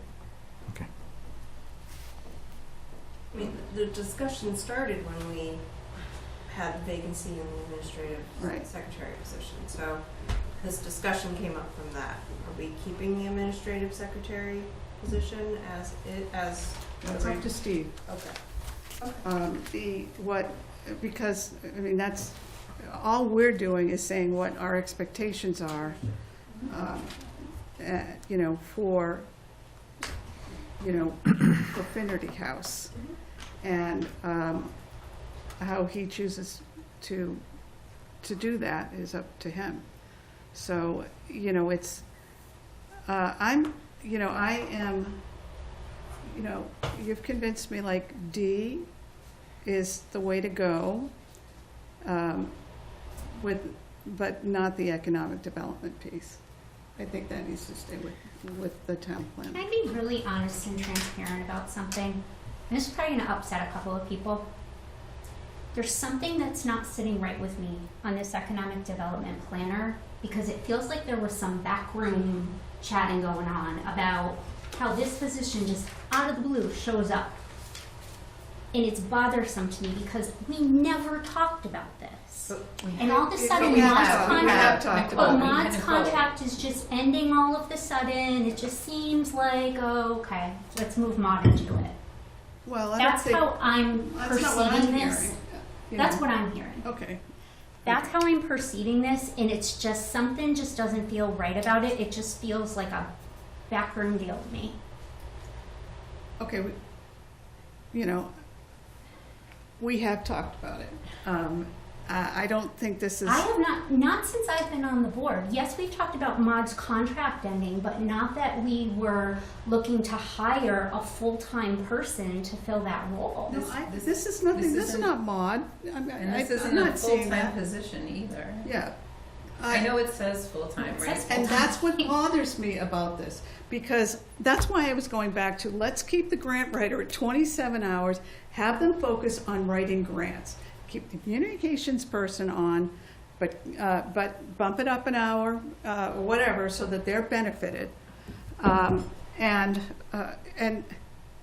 that economic development should be with the town planner. It just should be, and I don't, I agree with you on Yeah. that. We are in agreement on that, but there's just something else here that it's just like, I don't think so. I mean, Maud was here. She did a great job, and her contract's expired. So let me try to meet in the middle here. So do we agree on number one of option D at least? Do we agree on that? I think we are, not all of us, but several mostly of us are. on those duties. I agree agree in if you remove assistant town manager and Yeah. make it MBA required with select board having the authority to hire the position. I mean,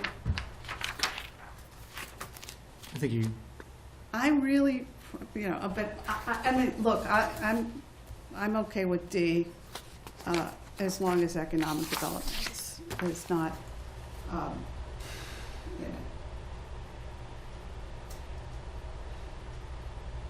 that should be with the town planner. I disagree. Because it's taking 3 people, a whole volunteer committee, and so many people to do economic development for this town. I just. But there are other entities that are also doing it. So it's, that you do have those committees that are still in place. You do have the EDIC, where there's a lot of moving parts right now.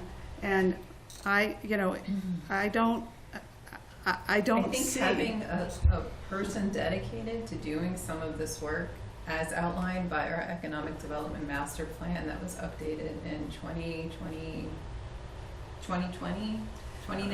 This is not, That was the #1 priority in the economic development plan. The #1, okay. to have a resource. Yeah. We didn't have the funding in the budget, which is why we hired and looked and used some of the ARPA money to hire a contractor. We saw the value that contractor brought to the town. So That is and I Nicole think- right? Is this like, No, I'm not talking about Maud. I'm talking about the value of having a dedicated staff person, because it's starting to working sound on like this. economic development. Did she not bring value to the town? I think she did, but I Okay. think her time has passed. I'm not talking about Maud. I'm talking about, my God, do you know how much time it takes to work on economic development? And without having a staff person, Right. then it falls to a whole We bunch do of have a volunteers. staff person. But That's he the thing. doesn't work exclusively on economic development, is my point. And the grant writing piece of it, there is the one-stop grant that happens one time a year that you can manage throughout the process. Then there's a couple of grants that are happening here, there, and other departments. The Mass Trails grant, the conservation, and Doug took care of this year. Then there's Kyle, who has But we have not recreation. had a We have not grant had a writer. grant writer, but I think one of the things is that we tried some of these using some of the ARPA funding, and we saw what worked and what didn't work. And I think that Joanne and Steve had an opportunity to look at what was working with those positions, talk with the people like Doug, whose department she was in, what was working, what wasn't working, what was she taking off of his plate, what she was adding value. I mean, I think all of that Was worked. she, are we talking Maud again? No, we're talking about the grant manager who's no longer with okay. us. Okay. I'm talking about taking the load off of some of the volunteers in this town that are asked to do so much. I don't want them to do anymore, but I do and want the have grant some writer to do. staff people to do some of this work so that Okay. I don't think we're going to solve this, but I do think, I don't know where if we want, make a motion. I mean, I make a motion that we adopt option D. That we task the town manager and the HR department to figure it out as further. Okay. Do I hear a second? Well, what about, I'm sorry, but what about, There's a motion on the table, so we have to, do I hear a second? Okay. I'll second it to move it along. Okay. All in favor? You have to do discussion, right? We Yeah, get to any do further this. discussion? Go ahead. There you go. so if the motion is to move forward with D, I want to make sure that we're saying this in the motion, that it includes, As written. but I'm not good with it as written, that's the thing. Do you want to amend the motion? I or want do to you amend D to have D1 named finance director, full-time, with a requirement of a master's degree, and the hiring authority be the select board. and grant writer and communications. Well, that would be your amendment to make. Okay. Well, I can make the amendment, and that the grant writer position be full-time with economic development planner moving over to the town planner. I'm just afraid if we get rid of the assistant town manager role, we lose that power, like what we want that job to be. Because finance director, it doesn't seem like you're the assistant. I like the dual role. I'm just. Well, they're still going to serve as the acting town manager when designated. But I think it looks good, and you It's go on the to. optics of assistant town manager. You're going to have a lot of people in the community saying, what do we need an assistant town manager for? This person's going to have a financial focus. It's not going to be taking And I could, all of the things that Steve does. and I could say that with the financial director too. We have a town accountant, and we have a town, all these other departments. Right, but as DLS indicated, they're recommending, and we've kind of felt this way for a while, that we can't have that flat line of hierarchy.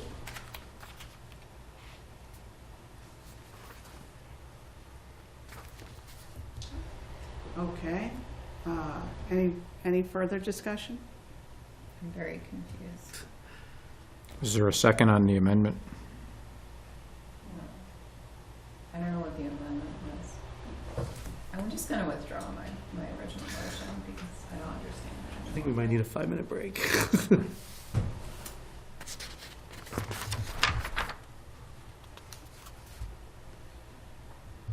Okay. Can you take a bunch of this stuff and come up with another new plan for next meeting? Is that possible? A bunch of these ideas you just heard and formulate into a new plan? That'd be somewhat easy for you? Maybe not. It means, I will say, part of the reason why I am trying to have this move forward is that Steve has said it's imperative that we do this. I mean, unless you're okay. Well, I want to do it right. So, I do too. and I appreciate the board challenging us on these things because Yeah. you're asking good questions.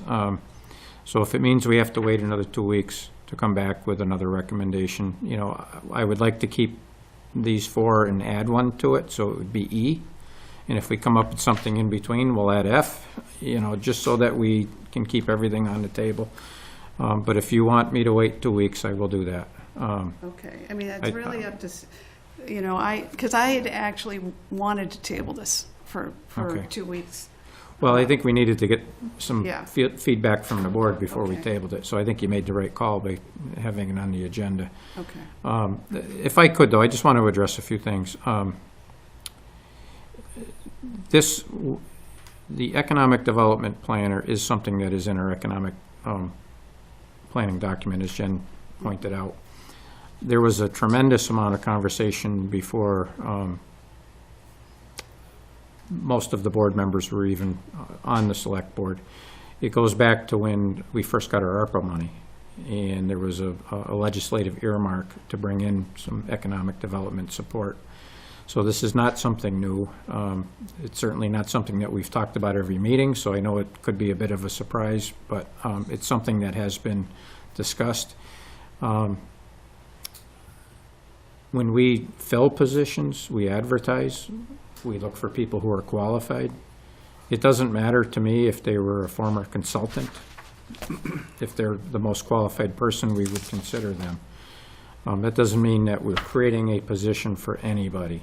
You know, we will follow the same process we would with any vacancy and interview the most qualified people.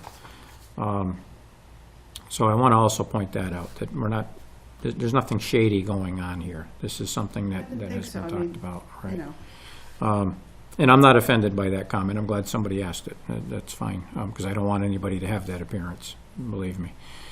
So, you know, what we do short-term with this grant writing, if we can't fill this right away, is probably going to be different than what we do long-term. So we just need to keep that in mind. But if you need another 2 weeks, I will make it happen. We can do that, so. Is that what the board wants to do? Make a motion that we table it for 2 weeks. That what? We table it for till the next meeting. Okay.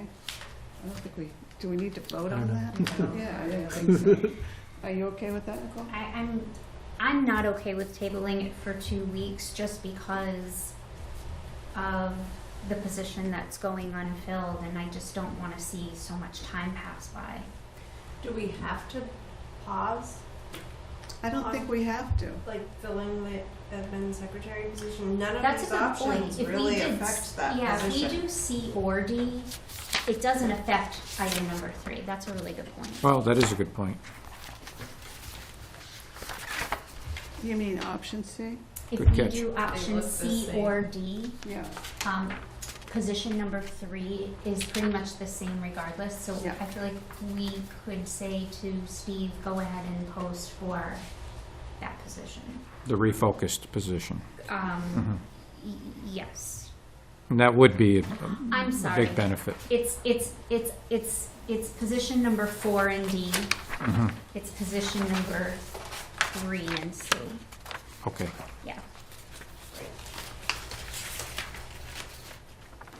Are they the same? Yeah, administrative coordinator Do they have or the administrative same- assistant. I'm asking, are they the same? Pretty much. Yep. I mean, the titles are different. What's the difference between a coordinator and an administrative assistant versus coordinator? Administrative assistant would provide the support to the town manager, the coordinator would kind of coordinate all of the functions. And that kind of works with just the distribution of the duties between the executive assistant and the administrative secretary or coordinator. Can I just ask a clarifying question? Yes.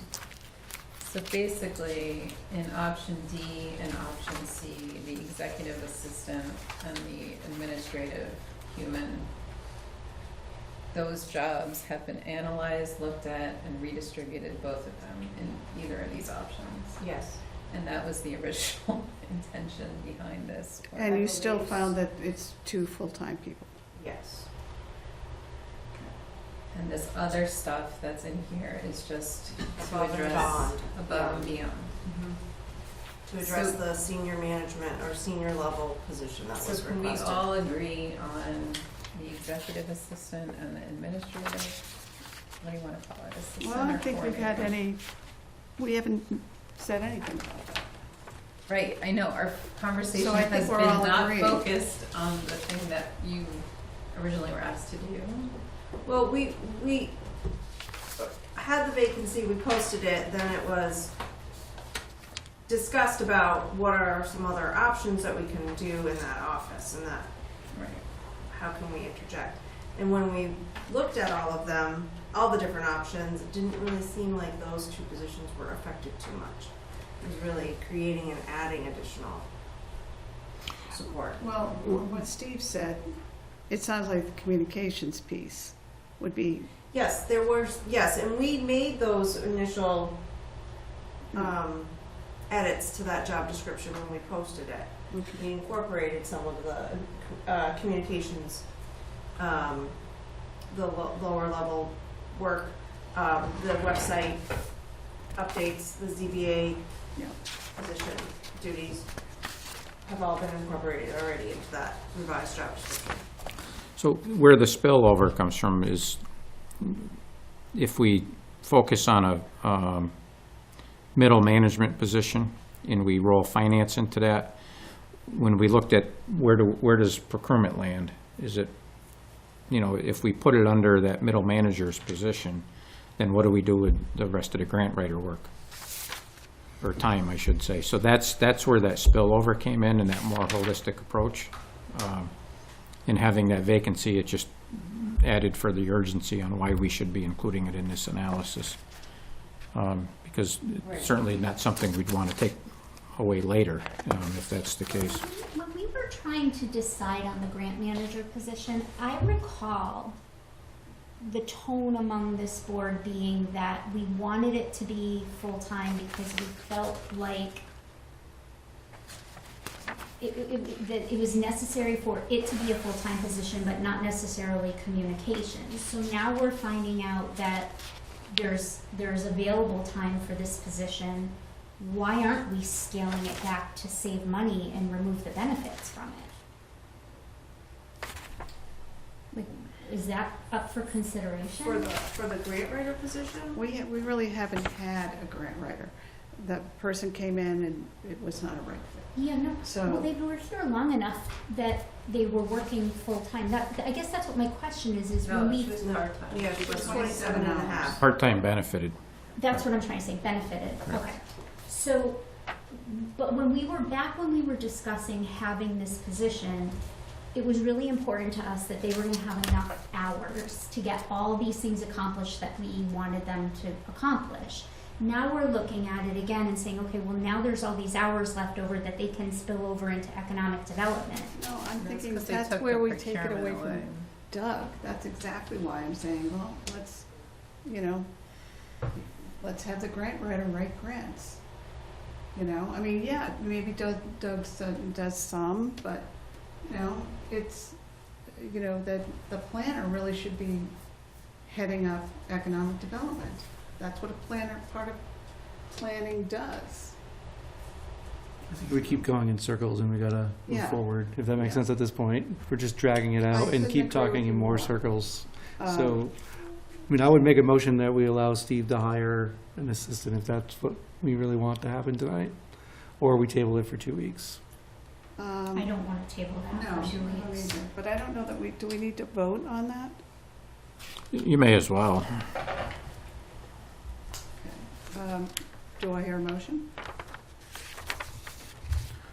I make a motion that Steve is allowed to hire or post for an administration assistant with the primary duties in option D, number 4. Is that the position that's open? Well, let's not Yes. tie it to any, Okay, do we have to tie it to any one of these? no, as he feels fit. I think we can just say to hire the executive assistant. Assistant. Administrative assistant. Administrative Administrative assistant. assistant, excuse me.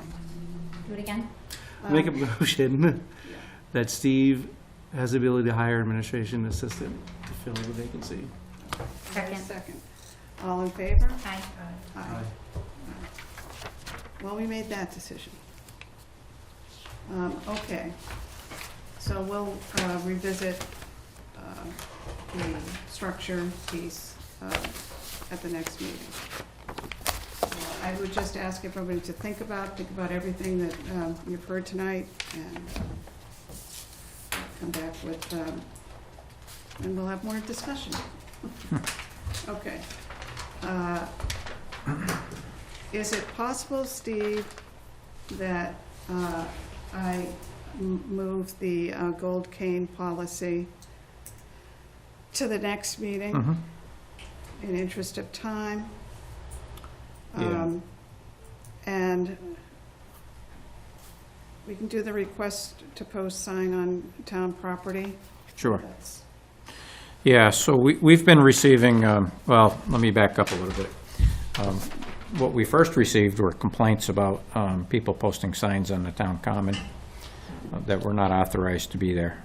So we had the zoning enforcement officer go out, remove those signs, and the organizations that had placed those signs contacted the office and wanted to know why they were removed. We explained to them that under our bylaws, it's not allowed. Signs, certain types of signs cannot be posted within the public right-of-way without the select board's approval. So, of course, the second question was, what do we need to do to get that approval? So we've had 2 requests come in. One is for the townwide tag sale, the other's for a car show. And that raised my concern because, one, timing. If people don't realize in advance that they need to get on the select board's agenda, they may miss their event. And secondly, the flood of requests that are going to come in. So we can do a few things. We can just create a policy that says we're not going to allow any. We can allow some signage on the common with restrictions. The select board can maintain control of those decisions. You can delegate that authority to me. So that's really why we have this discussion topic tonight. And it's really up to the board on how you want to proceed. If there's a delegation to me to be the approving authority, I would like it with some conditions, so I have some grounds to guide or, approve or disapprove requests. So those are in your packet, starting on page 62. Okay.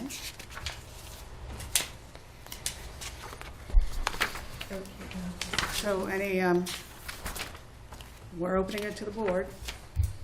So I think we should follow our bylaws. And it creates clutter, in my opinion. There's a reason that the bylaws were created. I just don't know why it's become a free-for-all with signage all over town. Well, I think, Steve saw that it was happening and brought it to us. No, I'm not saying he created the issue. I'm saying it's gotten out of hand. Yeah. People's, the yard sale is a good cause, and I get what they're trying to do, but those signs were tacked up, and they were huge, and they were all over the place. Okay. Anyone else? I agree with all the bylaws. I agree too. Does the board want to to let Steve decide, on where signs go? It's warm in here. No, I thought if we abide by the bylaws, Oh, no. there is no signs. No, but as request comes up, as each request comes up, do we want to hear the request, or do we want to let Steve? Or is there just a flat-out denial that you're not going to approve them? Yeah. From the comments that I just heard, it sounded like that was more the focus was, Yeah. we don't want to see signs all over Okay. town. You're right. I'm Yeah. getting a little punchy. Which I tend to agree with. I do think that, some of this was getting a little out of hand. So, and that's why years ago a message board was created for the common. So people could put their signs on the message board. They'd have to request use of that message board. It's right across from Domino's Pizza. I mean, every group in town has to abide by that, and I'm not sure why we would change it at this point. Especially when we're trying to address wayfinding and branding, and then we're gonna have a mess of other signs that are here, there, and everywhere. Okay. So, is there any other discussion?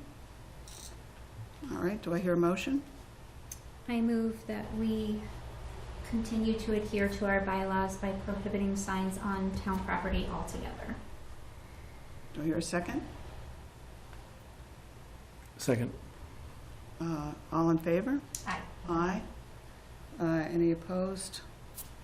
Any? The motion passes 4-0.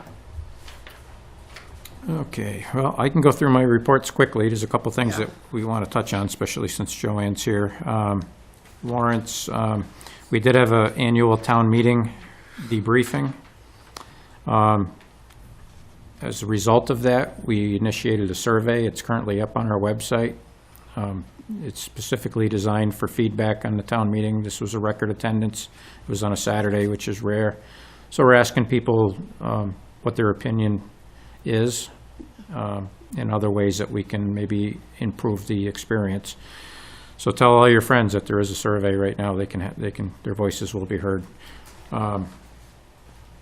We're going to be talking about Franklin School.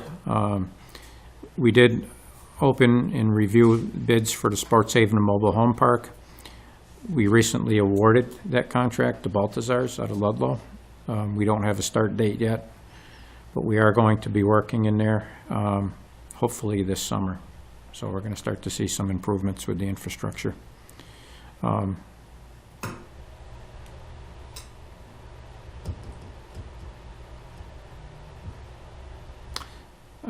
We did have a meeting with the engineers doing the feasibility study for the Tadgil School. The Phase 1 report should be complete and in our hands soon, and we're already starting to discuss the remainder of the work, the Phase 2 work, which includes the community engagement, developing the best reuse options for the building, a lot of things that I know we're all going to have a lot of interest in, so there'll be much more interaction with various committees in the board with that. Phase 1 was mostly structural analysis, determining whether the building was still sound. I can tell you that it is, with the exception of the roof that needs to be replaced. The building is in very good shape. There's some cosmetics, some building envelope stuff, some mechanical equipment that would need to be replaced, but all in all, the building is sound. So that's good news. I did execute the FY26 insurance policies for the town. The only reason I'm bringing that up tonight is because we were able to keep that constrained. This is not health insurance. This is property and casualty and IOD. Those numbers came in very similar to last year's number. We saw a very small increase, so we're in good shape. And then moving into my updates, I'm going to skip most of these. I think, well, the elevator's been a problem. It gave us a hard time last week. It's up and running again today. They had to reboot the system, and we're trying to get the schedule from the contractor now. The human services study that I mentioned earlier, the draft report is due to us on or around September 15th was the date that they gave us. So hopefully we'll have that to you shortly thereafter. Surplus property, I've been working with the Buildings and Grounds Committee. I'm going to refocus that effort onto the smaller parcels. We have 191 parcels that the town owns. Some of them are developed. You know, obviously the town hall we're not going to sell unless we get the right price. We're going to refocus on smaller properties, the 5-acre and less properties. And as you heard tonight from our conservation administrator, there's a lot of criteria that will go into whether or not we keep them or sell them. You know, are they buildable? Do they have value? Do they add to a natural resource? Do they add to one of our protected areas or conservation areas? And if those are the cases, then, you know, we'll make that decision on whether we sell or not. Next meeting update, we have a meeting on the 21st. We already have a few things being deferred from tonight. And that's going to be a jam-packed meeting as well. I'm sure. I just want to make sure, is there anything that Steve didn't address that you have a burning desire to hear more about under either the town manager's report or ongoing business? Tax work-off program. Yeah, I wanted to circle back on that. Okay. So we do have a meeting on the 21st. I'm sorry, Nicole, that I missed it. We may need to have a special meeting in between to handle some last-minute FY fiscal year 25 budget issues. The Select Board has authority to transfer some funds if we need to in order to close out the books. If we do that, we just need 3 members. It's just a, you know, short daytime meeting. Just get together. We can transfer the monies around and then balance our books out. So we've done that in the past. At this point, I don't know if that's going to be necessary. We have a Finance Committee meeting Wednesday. And I think there's enough money in the reserve fund to cover all the various deficiencies that we have. Going back to the tax work-off. That's what I was going to ask you about. Yeah. I mean, for the veterans and for Yes. the elder community. It's now in effect, right?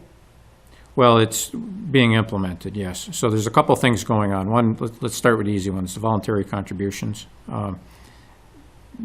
That will be added to the tax bills. We talked to the treasurer collector. So the just like you see with the scholarship fund, there will be a space on your tax bills to donate. Under the program, the veterans assistance, Charlie Olivia, our veterans agent, will manage that fund. Under the senior and disabled persons fund, we're going to be forming a committee. We already have 2 members by statute. The chair of the Board of Assessors and the treasurer collector are both members. We've already advertised for 3 at-large members from the public. We need 3 citizens to help with that committee. And the funding that is collected, they will decide how it's distributed. Are you gonna have a select board liaison? To the committee, we can. Yeah, we'll have to put it on the liaison list. Now, the difference is with the Veterans Fund, it can be used for expenses. The Senior and Disabled Persons Fund, it's for our tax relief. So that's why it's different under the statute. The Tax Work-Off Program, because town meeting was late in May, and we're rolling this out for FY26, it's going to be a very abbreviated period this year. Ordinarily, you would be starting in January for the fiscal year, where we've already lost 7 months. So the rollout's going to occur, what we're calling the pilot year. Let me see if I get this straight. The work period is going to be September through November. Is that right? Yes. Okay. And then money earned will be applied to the FY26 tax bill in the first quarter of, well, it'd be the third quarter of the fiscal year, first quarter of the calendar year. The offsets are not applied to the estimated tax bills, they're applied to the actual tax bills, and those don't come out till the third and fourth quarter of the fiscal year. That's how that works. So that usually gives people from January through, the end of November to work their hours, and then we apply it to the following quarter. There are 2 things that we need to address. First, there was a a wage rate set by the board. The board set that at $20 an hour. Under Mass General Law, the wages can't be any more or any less than, any more than the state minimum wage or any less than the federal minimum wage. So that means we are restricted to $15 an hour maximum. I don't think the board needs to vote on that since it's Mass General Law. But the other question the board would need to vote on, and I'd have to put it on the next agenda, and that is with proxies. No, not proxies. Yes. Proxies. Proxies. Well, I thought it was 2 people in the same household. That I sent you the last. Okay, I'll let Joanne. So there's 3 issues apparently. Yeah. So 2 people in the same household, both applying for the program. Yep. We didn't address that in the initial conversation. Our thought is that we would accept one and put the other on a waiting list to try to help as many households as possible.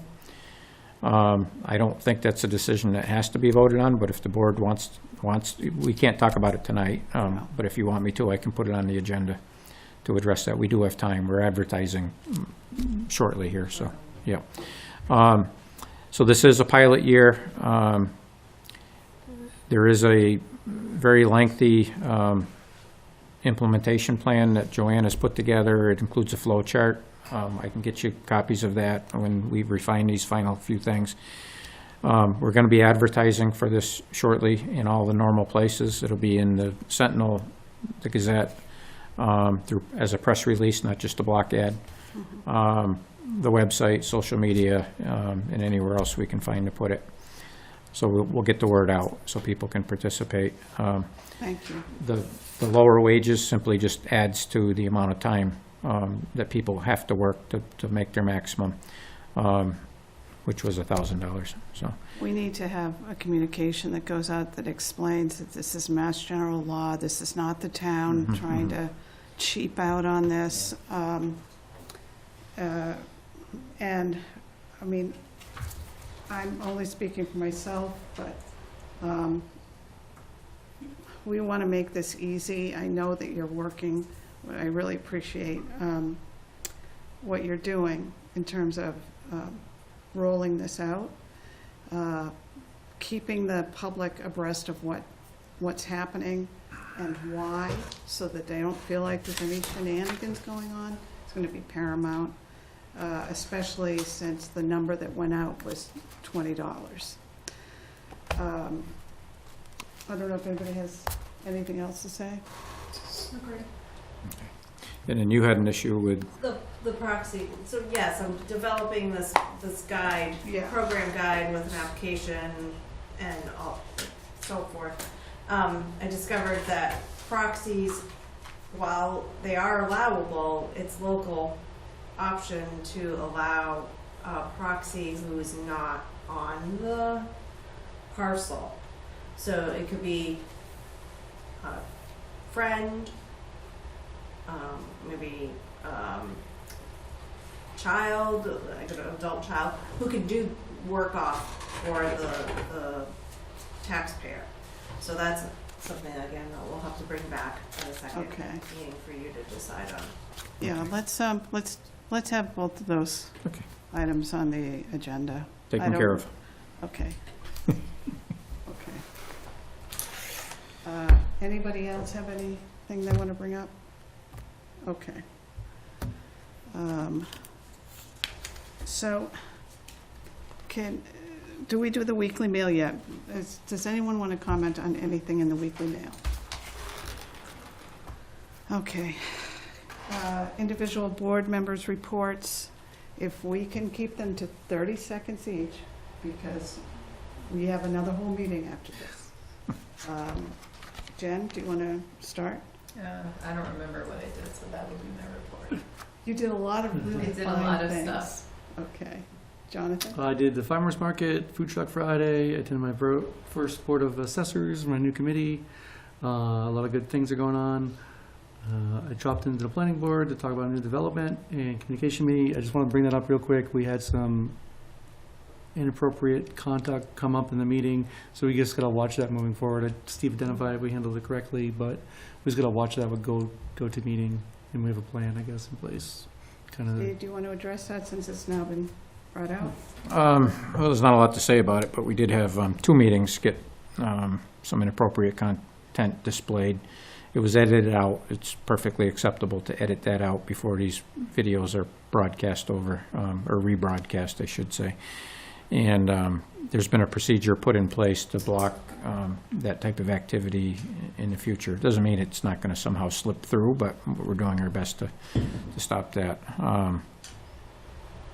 And I do know that they were looking to try to identify whether or not they could zero in on where it came from through the IP address, whether it was an individual prankster or some sort of a automated bot. Correct. So that's all I really have on that. And the outcome of that is it's still being investigated? I haven't followed up on that. Okay. Yeah. All right. So Okay. Nicole? June 17th, attended school committee meeting virtually. June 25th, my first Council on Aging meeting. They were thrilled about the passage of the tax work-off program.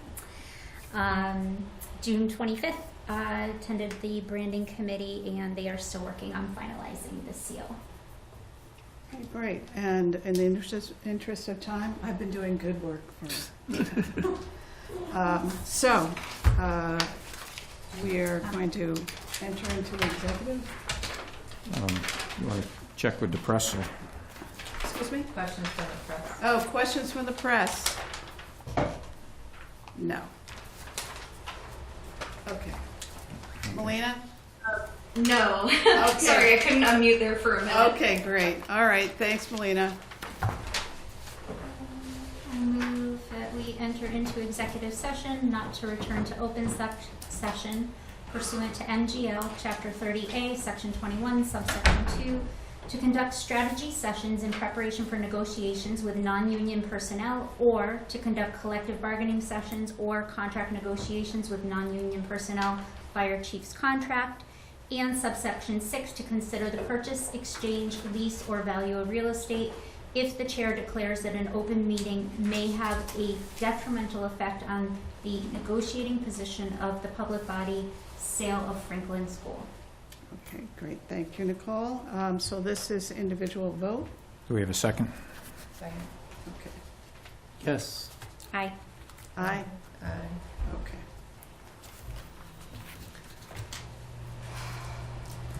Okay. Okay.